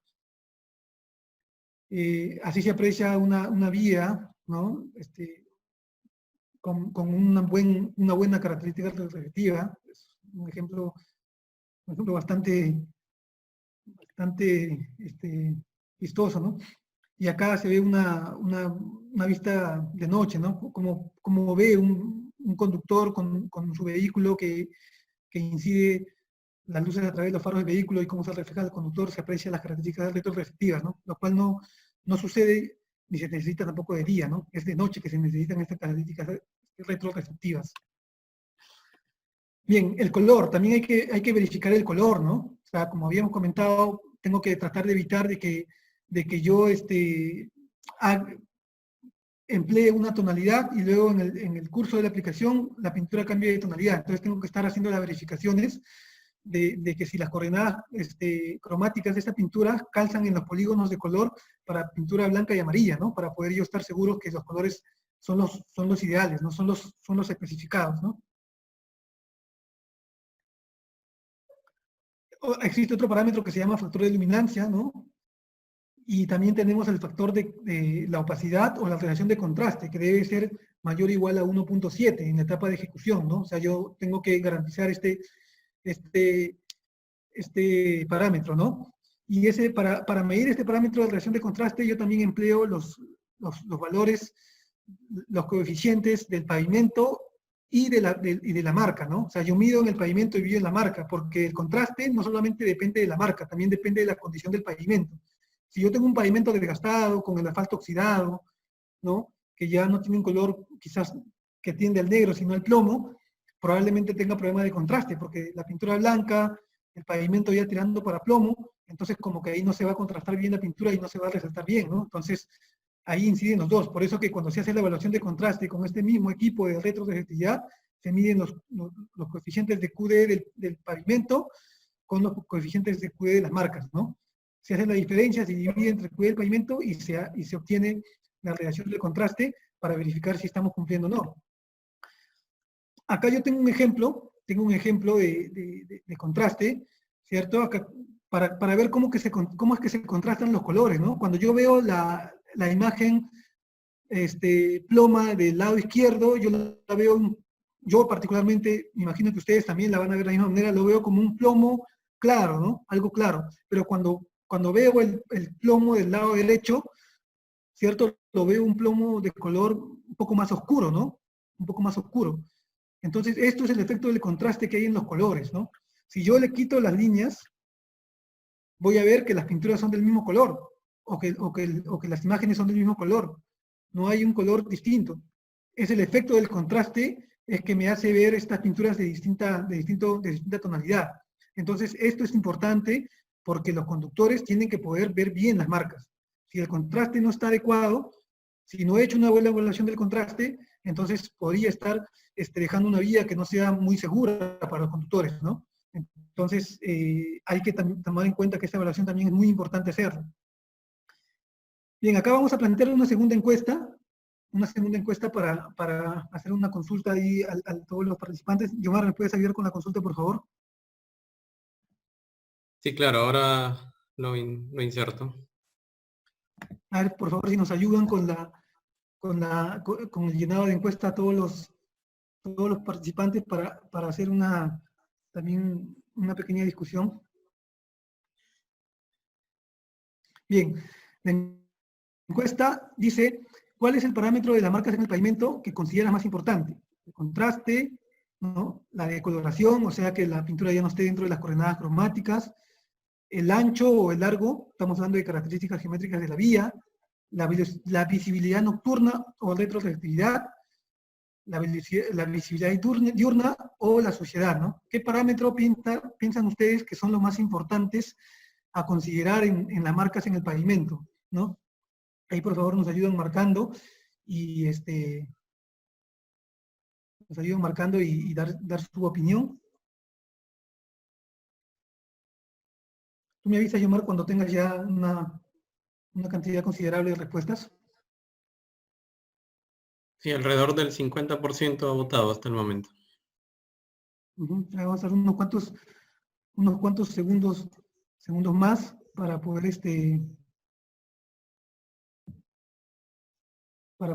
hacer una discusión ahí.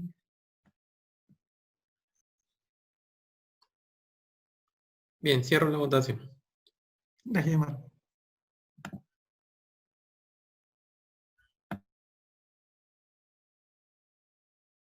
Ahí me la muestras cuando puedas. Bien. Bueno, acá hay consenso, el 87% indica visibilidad nocturna, retroreflectividad, el contraste 10% y en menor cantidad, bueno, un porcentaje mínimo ha respondido que la decoloración, o sea, las tonalidades del color de acuerdo a las coordenadas cromáticas y las características geométricas, ¿no? Bueno, particularmente pienso que son importantes todas, ¿no? Pero cada una tiene cierto grado de impacto en eso, ¿no? Obviamente que si estoy trabajando en un pavimento, digamos, antiguo, el contraste es un factor importante, ¿no? Porque seguramente la pintura ya está perdiendo su color oscuro, ¿no? Ya está tirando más para plomo, como ya he dicho, a lo mejor y necesite hacer un tratamiento previo para devolverle un poco de color a la pintura, ¿no? Perdón, al pavimento, y puede haber un adecuado contraste con la pintura, ¿no? En cuanto a la decoloración también es importante, ¿no? Y las características geométricas también, ¿no? Quizás que la pintura se pase de 1 centímetro o vaya más allá de las tolerancias, no es crítico, en realidad es un aspecto que la especificación lo pide, de cumplimiento, hay que tratar de cumplirlo, pero digamos que si tengo esta condición, no es crítico, ¿no? Yo ahí comparto esta votación en ese aspecto. Quizás las características geométricas, salvo que sean variaciones grandes o que generen confusión, ¿no? Porque, por ejemplo, si yo aplico mal en una zona restringida para yo poder adelantar, por equivocación, coloco las líneas discontinuas, entonces eso sí genera accidentes, ¿no? Ahí sí sería importante que las características geométricas de la demarcación sean tomadas en cuenta, ¿no? Entonces, bueno, por ahí van las opiniones. Muchas gracias por sus opiniones. Vamos a continuar.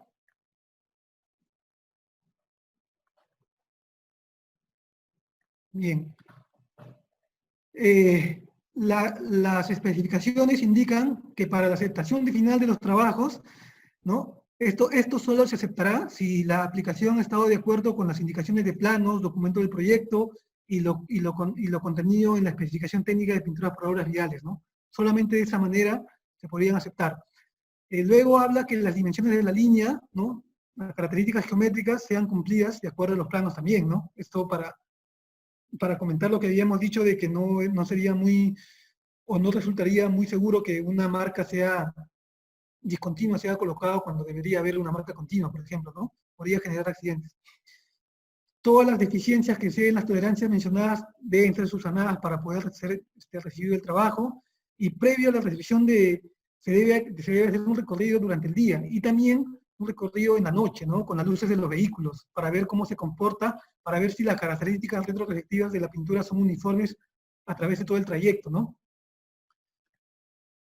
Bien, una última encuesta, Omar, por favor.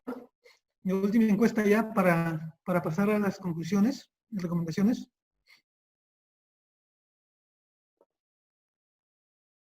Sí la tienes, ¿verdad? Bien. Bien, esta última encuesta habla sobre los niveles de servicio, ¿no? Dice, ¿cuál cree que es el factor más preponderante que genera el incumplimiento de los niveles de servicio en las marcas en el pavimento, ¿no? Las opciones son una incorrecta aplicación de las marcas, ¿no? Que haya sido aplicada con suciedad, que las tasas de pintura o microfibra no hayan sido respetadas, ¿no? Que no se hayan controlado, ¿no? El otro es el entorno en la vía, ¿no? Si hay zonas urbanas, accesos, zonas de alto desgaste, zonas de derrumbe, ¿no? Condiciones de la carretera, entorno de la carretera. El otro es el factor humano, ¿no? Si no tenemos conciencia y estamos en una zona urbana y colocamos pues partículas extrañas o tiramos materiales o desechos que puedan dañar esta demarcación, sobre todo en zonas urbanas, ¿no? El otro son defectos en el pavimento, ¿no? Por ejemplo, exudaciones, desgastes, ¿no? Oxidación del pavimento, deformaciones, ¿no? Huecos, baches, etc. Otro de los factores es el tiempo de aplicación, la aplicación, ¿no? Después de haber sido construido el pavimento, ¿no? A veces no se respetan los tiempos, se lanzan inmediatamente y comienza a generar problemas, ¿no? Otros son los factores naturales, ¿no? Zonas de deslizamiento, derrumbe, activación de quebradas, y otras son la geometría de la vía, ¿no? Pendientes, sinuosidad, ¿no? Ya habíamos comentado un poco de eso también, que son propensas a que los vehículos abraccionen más. Entonces, ahí nos ayudan, por favor, con las encuestas. Yomar, me avisas cuando tengas un porcentaje considerable para poder lanzar.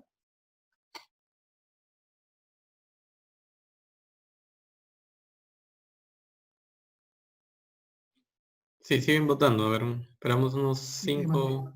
5 minutos.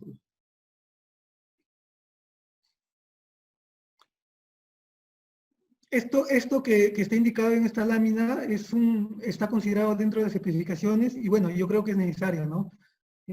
A veces, como había comentado al inicio, es último los trabajos que se hacen, ¿no? Y no se le pone el ojo que se le debería poner, ¿no? No se le pone el control que amerita, ¿no? A veces ya es la última actividad, ya el contratista se quiere ir, ya quiere terminar de ejecutar, quieren que le reciban la obra. A veces se pone como responsable de estos trabajos a las personas que están quedando en el proyecto, ¿no? No necesariamente quizás a las más capacitadas, ¿no? Entonces, a veces también le ponen como plazo muy corto, ¿no? A un subcontratista, por ejemplo, especializado en estos trabajos, ¿no? Me dice, mira, lo quiero en una semana y a veces es muy complicado hacer este trabajo. Entonces, hay que tener en cuenta que esto influye bastante también en el éxito de estos trabajos, ¿no?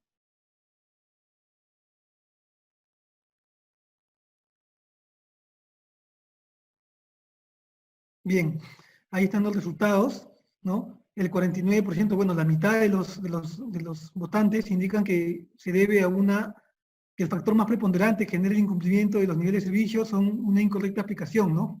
Estamos hablando de procedimientos, ¿no? O sea, quizás no se hizo la limpieza de la superficie antes de aplicarla, se seleccionó una mala tasa de aplicación, no se controló, no se verificó si la cantidad de microesferas adecuadas estaba entrando bien, ¿no? Claro. Bueno, yo coincido porque definitivamente es uno de los factores donde más fallas se dan, ¿no? Pero también es importante el tema de los materiales, ¿no? Controlarlos, ¿no? A veces nos confiamos y pensamos que porque una pintura es buena en todos lados, siempre va a ser buena en el proyecto que me toca a mí. Posiblemente sí, ¿no? Las empresas garantizan eso, pero siempre hay que hacer las verificaciones, siempre hay que evaluar la pintura, ¿no? Porque como habíamos dicho, los lotes de fabricación están expuestos a variabilidades, ¿no? Un porcentaje considerable también ha considerado, el 20% casi, que por defectos en el pavimento, ¿no? Exudación, desgaste, deformaciones. Por eso es importante hacer la evaluación previa, ¿no? En la zona en la cual yo voy a trabajar, para ver si necesito hacer un tratamiento previo, ¿no? Si necesito hacer una aplicación de un sello, ¿no? De un sello para devolverle quizá la tonalidad al pavimento, o hacer un bacheo, o colocar un tratamiento superficial, ¿no? Para poder aplicar mi demarcación sobre una superficie adecuada, ¿no? Y luego un porcentaje mínimo se inclina por el resto de opciones, ¿no? Todas son importantes y depende pues en qué condición me encuentre yo para poder asignarle un grado de importancia a cada consideración, ¿no? Bien, vamos a finalizar con las conclusiones y recomendaciones. En las conclusiones, las marcas en el pavimento juegan un rol importante en la seguridad vial, ¿no? Tanto de peatones como de conductores, ¿no? Como habíamos visto. Es muy importante ese tema para garantizar la seguridad vial. Muchos de los accidentes los accidentes de tránsito también se deben a que las vías no están muy bien señalizadas, ¿no? el buen desempeño de las marcas permanentes en el pavimento depende, entre otros factores, de la elección correcta de los materiales, ¿no? Dependiendo de la zona donde yo voy a trabajar, el control de calidad que yo le haga a los materiales, ¿cierto? ¿No? Verificar que sean los adecuados, que cumplan las especificaciones, las condiciones de almacenamiento en las cuales yo las voy a tener, ¿no? No vale solamente ir el primer día a decirle al ejecutor, ¿dónde está tu almacén? Ya, vamos, le inspecciono y todo bien. Y luego no hacerle ninguna otra inspección más, ¿no? Siempre es bueno hacer inspecciones periódicamente, quizás inspecciones semanales para poder verificar si las condiciones de almacenamiento se mantienen, ¿no? Las condiciones del sustrato, ¿no? Del pavimento para ver dónde yo voy a aplicar, las condiciones de los equipos de aplicación, ¿no? Si reciben un mantenimiento adecuado, si están en funcionamiento correcto, si son los adecuados para los trabajos que yo voy a aplicar, para el tipo de material que voy a aplicar, y el adecuado control de calidad antes, durante y después de la aplicación, ¿no? Que hemos visto ya en esta presentación. Además de verificar el cumplimiento de los requisitos básicos de la demarcación, ¿no? Que habíamos visto, que es la reflectividad, el contraste, las coordenadas cromáticas, el factor de luminancia, ¿cierto? Y en cuanto a las recomendaciones, ¿no? Recomendaría yo que durante la etapa del proyecto plantear los materiales de demarcación más adecuados, ¿no? Que se adecúen de mejor manera dependiendo del tipo de superficie, ¿no? Si yo tengo una superficie con alto desgaste, tendría yo que evaluar y a qué se debe el desgaste, ¿no? Tendría yo que evaluar qué tipo de pintura le pongo, ¿no? Porque posiblemente, por más que yo le ponga una pintura de alto espesor, pero si es una zona de alto desgaste, como una zona de derrumbe, deslizamientos, quizás ni siquiera la pintura de alto desgaste o de alto espesor va a ser suficiente, porque cuando pasan estos derrumbes, traen materiales, traen agua, traen pinos, y luego de eso se hace la limpieza, pero queda todo el lodo encima, los vehículos transitan, y tal vez el alto desgaste, el alto espesor no sea suficiente, ¿no? Entonces quizás ahí valga la pena evaluar si yo planteo una intervención más seguida en esos casos, ¿no? Quizás una pintura de alto desgaste no me ayude mucho, o quizás sí, habría que evaluar, por eso digo que hay que evaluar bien, ¿no? El tipo de superficie, cuál es el ancho de calzada, en qué condiciones ambientales voy a trabajar, ¿no? Si es una zona lluviosa, si necesito abrir el tráfico rápido porque llueve constantemente, ¿no? No es lo mismo aplicar en la costa que aplicar, por ejemplo, en una zona bastante lluviosa como en la selva, ¿no? Las condiciones de tránsito también son importantes, ¿no? Si tengo una vía en tangente recta la mayor parte del tramo, no tengo problemas porque es muy probable que los vehículos no abrasionen sobre las líneas de borde ni del eje, ¿no? Pero si yo tengo una vía sinuosa, ahí definitivamente, y con rayos de curvatura todavía muy pequeños, definitivamente los vehículos constantemente van a transitar sobre las marcas, ¿no? Y especialmente sobre las marcas del eje, ¿no? Y entre otros son estas condiciones que se recomiendan evaluar, ¿no? Durante la etapa del proyecto, para que yo en el momento de la ejecución ya tenga ya un proyecto que haya considerado la pintura más adecuada, ¿no?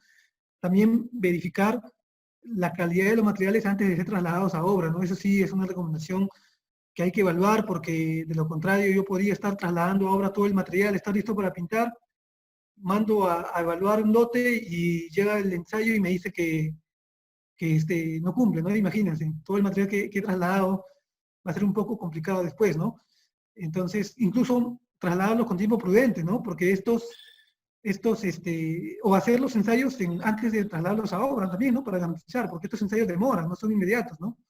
Toman su tiempo y, por ejemplo, si uno lo va a hacer en el laboratorio del ministerio, también considerar que ellos dentro de las solicitudes que reciben diversas solicitudes de diversos proyectos y tienen en cola bastantes ensayos, ¿no? Entonces, el tiempo que toman a veces no necesariamente es lo que uno piensa, ¿no? Puede tardar 15 días, ¿no? Exageradamente un mes, por estos detalles de que tienen más carga de ensayos que hacer, ¿no? Y también capacitar al personal involucrado, ¿no? O sea, desde la persona que va a almacenar el material, que lo va a trasladar a obra, que lo va a aplicar, que va a usar el equipo de aplicación, que va a estar luego haciendo la verificación de los anchos para ver si está bien la aplicación, que va a estar evaluando la pintura para ver si las microesferas están bien aplicadas y dispersas. Todo este personal, incluyendo al personal de control de calidad, tiene que ser capacitado, tiene que conocer estos detalles para que sume al éxito de la aplicación y por ende al desempeño también de estas marcas, ¿no? Es la recomendación que daría. Bueno, así hemos llegado al final Agradezco el tiempo, agradezco la participación, la disposición de ustedes. Espero que haya sido provechoso. Sé que no se han tocado muchos tópicos que quizás se deban tocar. Por ejemplo, un tópico importante es cómo evalúo yo la pintura, ¿no? O sea, cada cuánto lo mido, ¿cierto? ¿Dónde está escrito eso? ¿Dónde me dice cada cuánto yo evaluar? Por ejemplo, voy a pintar 10 kilómetros de pintura, ¿cada cuánto lo mido? ¿En qué puntos mido? ¿Cuántas mediciones hago? ¿Cómo lo evalúo? ¿Con qué criterio digo si está bien o está mal? Entonces, para eso también hay criterios estadísticos, ¿no? La norma CTMD 7585, si mal no recuerdo el código, me dice cómo, me da alternativas para medir, ¿no?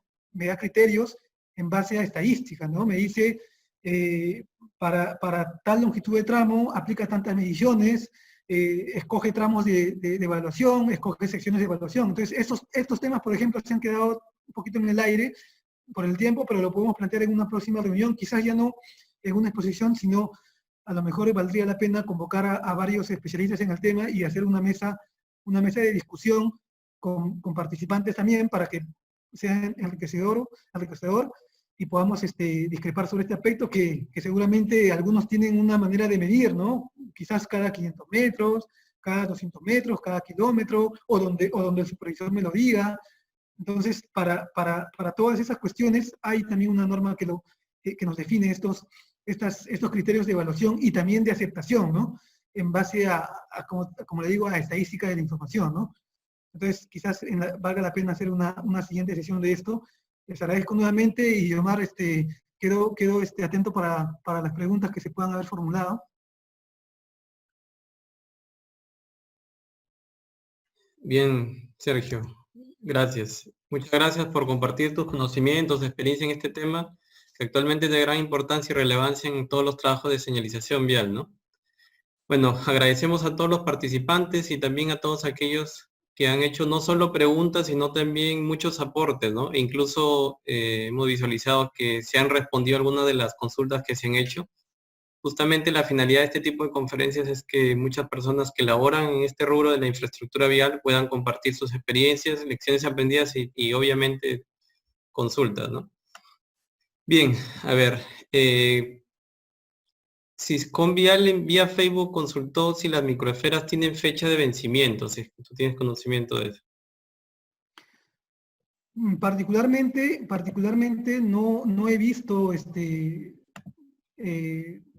no he visto este requisito en las especificaciones, habla del correcto almacenamiento y todo lo demás. Lo que sí es recomendable es hacer verificaciones constantes de la gradación, ¿no? Porque las microesferas cuando están quizás almacenadas, pueden estar correctamente almacenadas, pero quizás puede ser que pierdan características de gradación en la etapa de manipuleo, de transporte, y puede hacer que pierda esta característica de gradación. Entonces, a lo mejor vale la pena, durante el almacenamiento, ir haciendo verificaciones continuas de la gradación, ¿no? Para ver cómo se está manteniendo, ¿no? Y no se afecten, porque una de las características importantes que garantizan la retroreflectividad de las marcas es la gradación de las microesferas, ¿no? Bien, casualmente uno de los especialistas comenta que no tienen, ¿no? Así confirmando Sí, lo que tú comentas, ¿no? sí, he visto comentarios de Gracias, Donaldo. Donaldo. Sí, muchas gracias, Donaldo. Efectivamente, no he visto yo, como le comento, tampoco lo he visto en las especificaciones, y ahí como le indica Donaldo, el correcto almacenamiento y la muestra de laboratorio ayuda, claro, ¿no? Yo particularmente recomiendo siempre verificar la gradación que nos esté afectando, ¿no? Gracias a Donaldo por el aporte. Bueno, en realidad tenemos, Sergio, casi como 30 preguntas y comentarios. Voy a ir seleccionando algunos así rápido. Marcial Chapoñán envía Zoom consulta cuáles son las condiciones óptimas para determinar su aplicación de la señalización. Bueno, supongo que se está refiriendo al pavimento, ¿no? Bueno, las condiciones óptimas es la que hemos ido discutiendo, ¿no? En la exposición, ¿no? Primero, que el tipo de materiales para la demarcación sea el más correcto para el tipo de pavimento, tipo de clima, ¿cierto? Tipo de condición, tipo de tráfico, ¿no? Para todas estas condiciones se elija el mejor producto, ¿no? Como habíamos dicho, no es lo mismo pintar en una zona donde no hayan condiciones de alto tránsito, como en una zona que sí, ¿no? No es lo mismo pintar en la zona urbana, por ejemplo, qué sé yo, de una zona urbana de Lima que en la zona urbana de Paita, ¿no? No es lo mismo. Uno ve la zona urbana de Paita, tú pintas y a los 2 días o al día siguiente ya todo está totalmente cubierto de aceite, ¿no? Y está negro. Luego vienes con un detergente, lavas y abajo ves la pintura bien blanca. Entonces no es, no es lo mismo. Entonces ese es uno de los principales factores, y lo otro ya son los ligados al procedimiento, ¿no? Que la superficie esté limpia, que las tasas de aplicación hayan sido definidas en un tramo de prueba inicial, ¿no? Que las dosis, más allá de quizás de respetar las especificaciones, sean las que garanticen la retroefectividad. Como ya hemos visto, no necesariamente cumpliendo con las dosis que pide la especificación, se logra cumplir las características retroefectivas y de durabilidad de las marcas, ¿no? Porque habría que entender esto que está escrito en la especificación como una recomendación, más que como una obligación, ¿no? Ya. Otra pregunta de Edwin Escola vía Zoom consulta: ¿en qué momento se realiza el ensayo de colorimetría? ¿Antes de aplicarla o una vez aplicada? Bueno, en la pintura, en los requisitos de las pinturas, como pintura, se exige que estén dentro de las coordenadas cromáticas, ¿no? Entonces, cuando yo voy a evaluar la pintura para ver si califica, tengo que hacer esta verificación, para ver si entra en el cuadro 2 de la especificación técnica de pinturas, para ver si entra dentro de las coordenadas climáticas. Y después de aplicada, también tengo que evaluar yo, ¿no? Como nivel de servicio. Tengo que aplicar yo, tengo que verificar si mi pintura aplicada ya cumple también con esta coordenada, ¿no? Para esto hay un equipo que en una de las diapositivas está mostrado, un equipo, un espectrofotómetro, si mal no recuerdo el nombre, con el cual se puede hacer esta medición, ¿no? Bien, bueno, en realidad creo que hay como 5 vía Zoom y vía Facebook han consultado casi lo mismo que comentaste respecto a de cada cuánto se tiene que medir la retroreflectividad y después de cuánto tiempo, ¿no? No sé si quieres añadir algo más a lo que has comentado. Bueno, como decía, en la especificación de pinturas indica que tienen que ser hasta las 120 horas después de aplicadas, ¿no? 5 días. En las especificaciones ASTM, ¿no? De 7585 indica que tienen que ser después de las 48 horas para que cualquier proceso de curado de la pintura no afecte la medición. Y ahí mismo también indica que tiene que ser hasta los 30 días. Entonces, yo particularmente pienso que hay que conjugar ambos requisitos y hay que tratar de hacer la evaluación después de 2 días y antes de los 5 días, ¿no? Para que las mediciones sean representativas de la aplicación. Bien, Darwin Castillo por vía Facebook pregunta: para la pintura de demarcación, según su experiencia, ¿cuál sería la tasa de aplicación óptima a aplicar en el pavimento asfáltico, respetando los parámetros sugeridos por la especificación? Bueno, depende, eso es una pregunta, esto depende bastante de, por ejemplo, la textura del pavimento, ¿no? Si voy a trabajar en un pavimento con textura abierta, obviamente ahí tengo que aplicar un poco más de dosis, ¿no? Pero normalmente las aplicaciones de rendimiento van cerca a lo que pide la especificación, pero no necesariamente coinciden, ¿no? Habíamos visto también ese comentario que, nuevamente citando ahí a Donaldo, que había hecho una interacción con una de las publicaciones que habíamos hecho en LinkedIn, había comentado también este aspecto, ¿no? No necesariamente aplicando las tasas de la especificación uno va a garantizar, ¿no? Entonces yo opino que tiene que hacerse un tramo de prueba para definir esto, ¿no? No necesariamente respetar así ojos cerrados lo que indica la especificación, porque probablemente no vayamos a conseguir ni la durabilidad ni la retroactividad que necesitamos, ¿no? Entonces, la dosis necesaria va a tener que ser hecha y definida en este tramo de prueba, ¿no? En esta etapa de calibración del equipo, ¿no? Bien, otra pregunta, María de los Dolores Agreda, vía Zoom, pregunta: ¿qué se recomienda cuando una medición, la reflectometría de las marcas cumplen, pero las coordenadas cromáticas no cumplen? Bueno, habría que tomar este tema con pinzas porque es un requisito de la especificación, ¿no? O sea, una retroreceptividad va a cumplir, pero quizás las coordenadas cromáticas no cumplen. Bueno, ahí en la especificación indica que para poder hacer la aceptación del trabajo final hay que cumplir con todos los requisitos, ¿no? Entonces probablemente habría que hacer un trabajo correctivo, ¿no?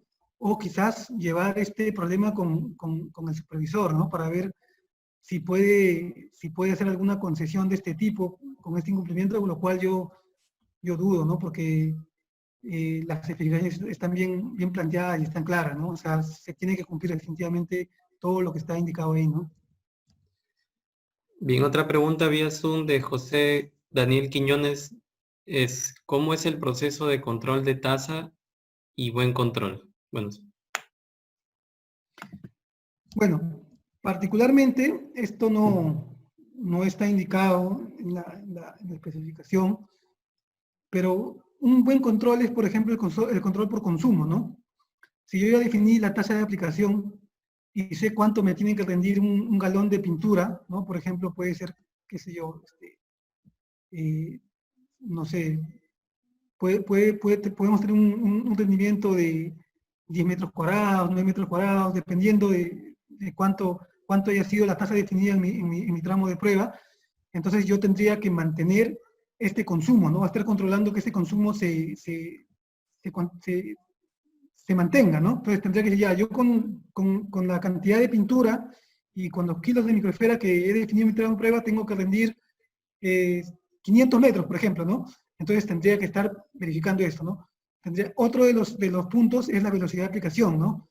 Que tiene que garantizar la velocidad de aplicación con la cual yo he graduado y calibrado el equipo para que las tasas de aplicación sean lo más uniformes posibles y la demarcación resultante también sea uniforme, ¿no? Sea completamente uniforme. Esos serían digamos, unos de los cuidados que habría que tener para que las tasas se garanticen, ¿no? Y se mantengan. Bien, yo creo que unas 3 consultas más para ir cerrando. Ángeles Salazar vía Zoom consulta, ¿hay algunas patologías o fallas comunes en el proceso del pintado?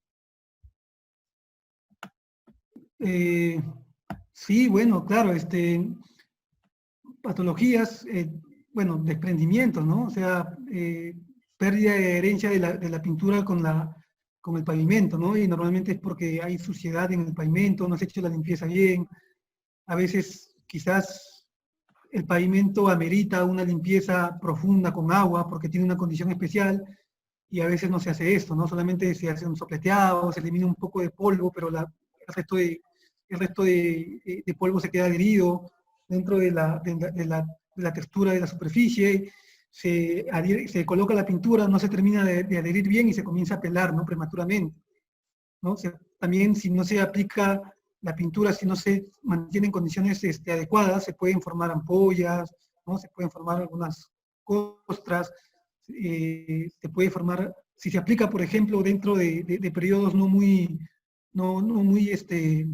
digamos, que no respeten el tiempo de cura, puede ser que hay algún problema de la pintura, no se puede decolorar, por ejemplo, ¿no? Otra de las patologías también que siempre creo que le debe pasar a la mayoría de los que aplican aquí es que se forma una fisura entre la marca y el pavimento, ¿no? Justo en la unión se forma una fisura, ¿no? Entonces a veces uno piensa que es por una característica de la vía, pero se forma justo en el encuentro donde termina el borde de la pintura con el pavimento. Ahí se forma, ¿no? Entonces, eso posiblemente se deba a que hay dos condiciones de tensión ahí en la superficie, ¿no? Una es la pintura que está colocada sobre el pavimento y la otra es en el pavimento que ante condiciones de calor se dilata y se contrae, ¿no? Entonces, son una de las patologías asociadas a este tipo de aplicaciones. También el desprendimiento de microesfera, ¿no? Por ejemplo, si la pintura no ha sido bien aplicada y la microesfera no ha sido bien embebida, las microesferas se comienzan a desprender y los valores de retroreceptividad bajan así de manera abrupta, ¿no? Brusca. Otra de las patologías puede ser que no se haya aplicado, digamos, el espesor adecuado de pintura, ¿no? Y la pintura se comienza a desgastar rápidamente, ¿no? Son una de las patologías que que podemos ver en esta aplicación de pintura, ¿no? De marcaciones, perdón.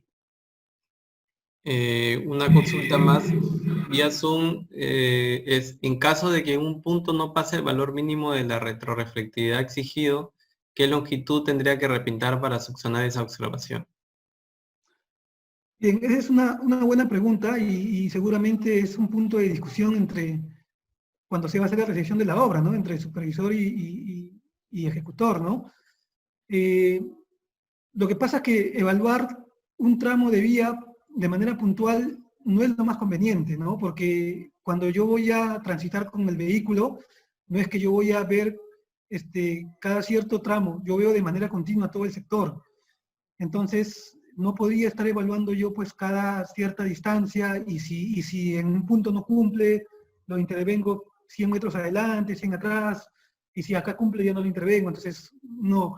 Para eso, la norma que les había comentado, el STM 7585, brinda criterios de evaluación, ¿no? Si mal no recuerdo, indica que, por ejemplo, para vías de menos de 3 kilómetros, se elija una sección de medición de 125 metros aproximadamente, una sección que representa todo el tramo, a todos los 3 kilómetros, y en esa sección de evaluación se haga mediciones cada 6 o 8 metros de la retroreflectividad y de eso se haga un promedio. El promedio de estas mediciones recién se comparan con los umbrales mínimos que nos exige el proyecto, ¿no? Entonces, esta cantidad de mediciones ha sido definido en base a criterios estadísticos, ¿no? Ahí la norma lo detalla bien claro, por eso digo, sería provechoso hacer un panel luego sobre este punto, más adelante, ¿no? Convocar a algunos especialistas en la materia para hacer un panel y discrepar sobre este tema. Pero la norma indica claramente que si tengo una vía de menos de 3 kilómetros, elijo una sección de 125, evalúo 16 a 20 medidas con una separación o espaciamiento de entre 6 a 8 metros, saco el promedio y evalúo si ese tramo está bien o no. Si sale bien, todo el tramo evaluado de los 3 kilómetros está bien, se acepta. Si sale mal, se rechaza, ¿no? Entonces, el éxito de esta medición es en que se elija un sector de medición que sea representativo de todo el tramo, ¿no? Por eso que se debe hacer una evaluación previa para elegir estos sectores, ¿no? Cuando la vía tenga más de 3 kilómetros o más de 16 kilómetros, por cada 16 kilómetros se eligen 3 sectores de evaluación, ¿no? Dentro de estos 16 kilómetros se eligen 3 sectores de evaluación con esta misma longitud de 125 metros, que sean representativos de todas las condiciones de la zona, y ahí se hace el promedio por cada sector de evaluación. Luego se hace el gran promedio y el gran promedio se ve si cumple la retroreflectividad o no. Y esto es bueno, ¿no? Esta metodología es buena para evitar pues estas discrepancias de que si yo vi un punto bajo acá, ya no lo pinto, si vi un punto alto acá, ya lo pinto, ¿no?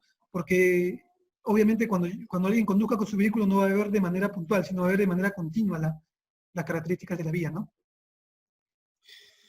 Bien, y como última pregunta de Renzo Guevara vía Zoom dice, con respecto al borrado de la demarcación, ¿se puede realizar también con escarificado o arenado? Bueno, hay que considerar, eso es para, perdón, Yomar, repíteme porque la primera parte no logré captar, se cortó, parece un poco. Ya. Con respecto al borrado de la demarcación, ¿se puede realizar también con escarificado o arenado? Ok, no había escuchado la primera parte del borrado. Miren, lo que indica la especificación es que se haga con agua a presión, ¿no? Y también indica la especificación que se debe tratar de evitar dañar la superficie del pavimento, ¿no? Quizás un escarificado dañe la superficie del pavimento, ¿no? Entonces tendría que ser un escarificado quizás demasiado fino, que quizás no termine de sacar toda la pintura, quizás no valga la pena aplicar este método, ¿no? Yo sé que existen métodos abrasivos, ¿no? Que no, con agua también, que no dañan la superficie del pavimento. Quizás esta también podría ser una alternativa, ¿no? Pero sí lo que indica la especificación, o lo que, bueno, no indica la especificación, pero sí por consideración ambiental, quizás los arenados no sean adecuados, ¿no? No sean convenientes por tema ambiental. Creo que lo primero sería recurrir a agua a presión, alta presión, y lo segundo sería tal vez tratar de probar un método abrasivo que no dañe el pavimento, quizás con unas escobillas, no necesariamente de metal, sino de otro material que conjuntamente aplicada con agua pueda sacar el material, ¿no?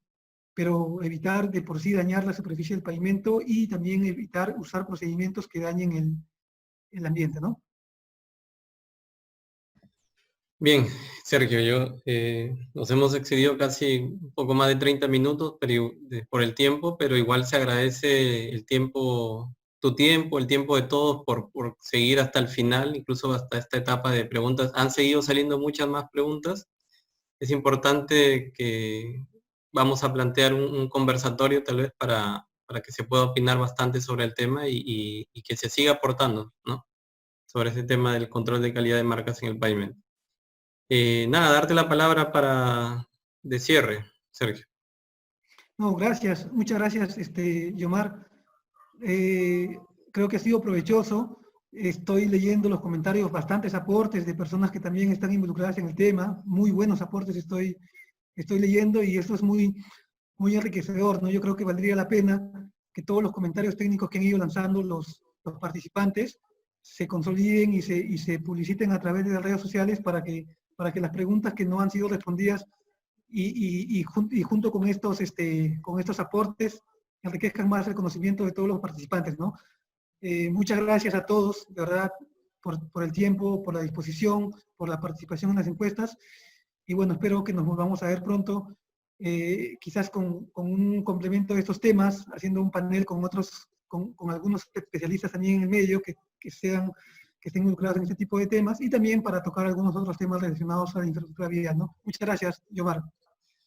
Nada, para cerrar, agradecer a todos nuevamente y indicarles que no olviden seguir en las redes sociales a ASI Perú. Tenemos una próxima charla la próxima semana y un curso que se viene a fin de mes que les estaremos comunicando para quienes estén interesados en todo lo que es infraestructura vial. Gracias y nos vemos en la siguiente charla. Hasta luego.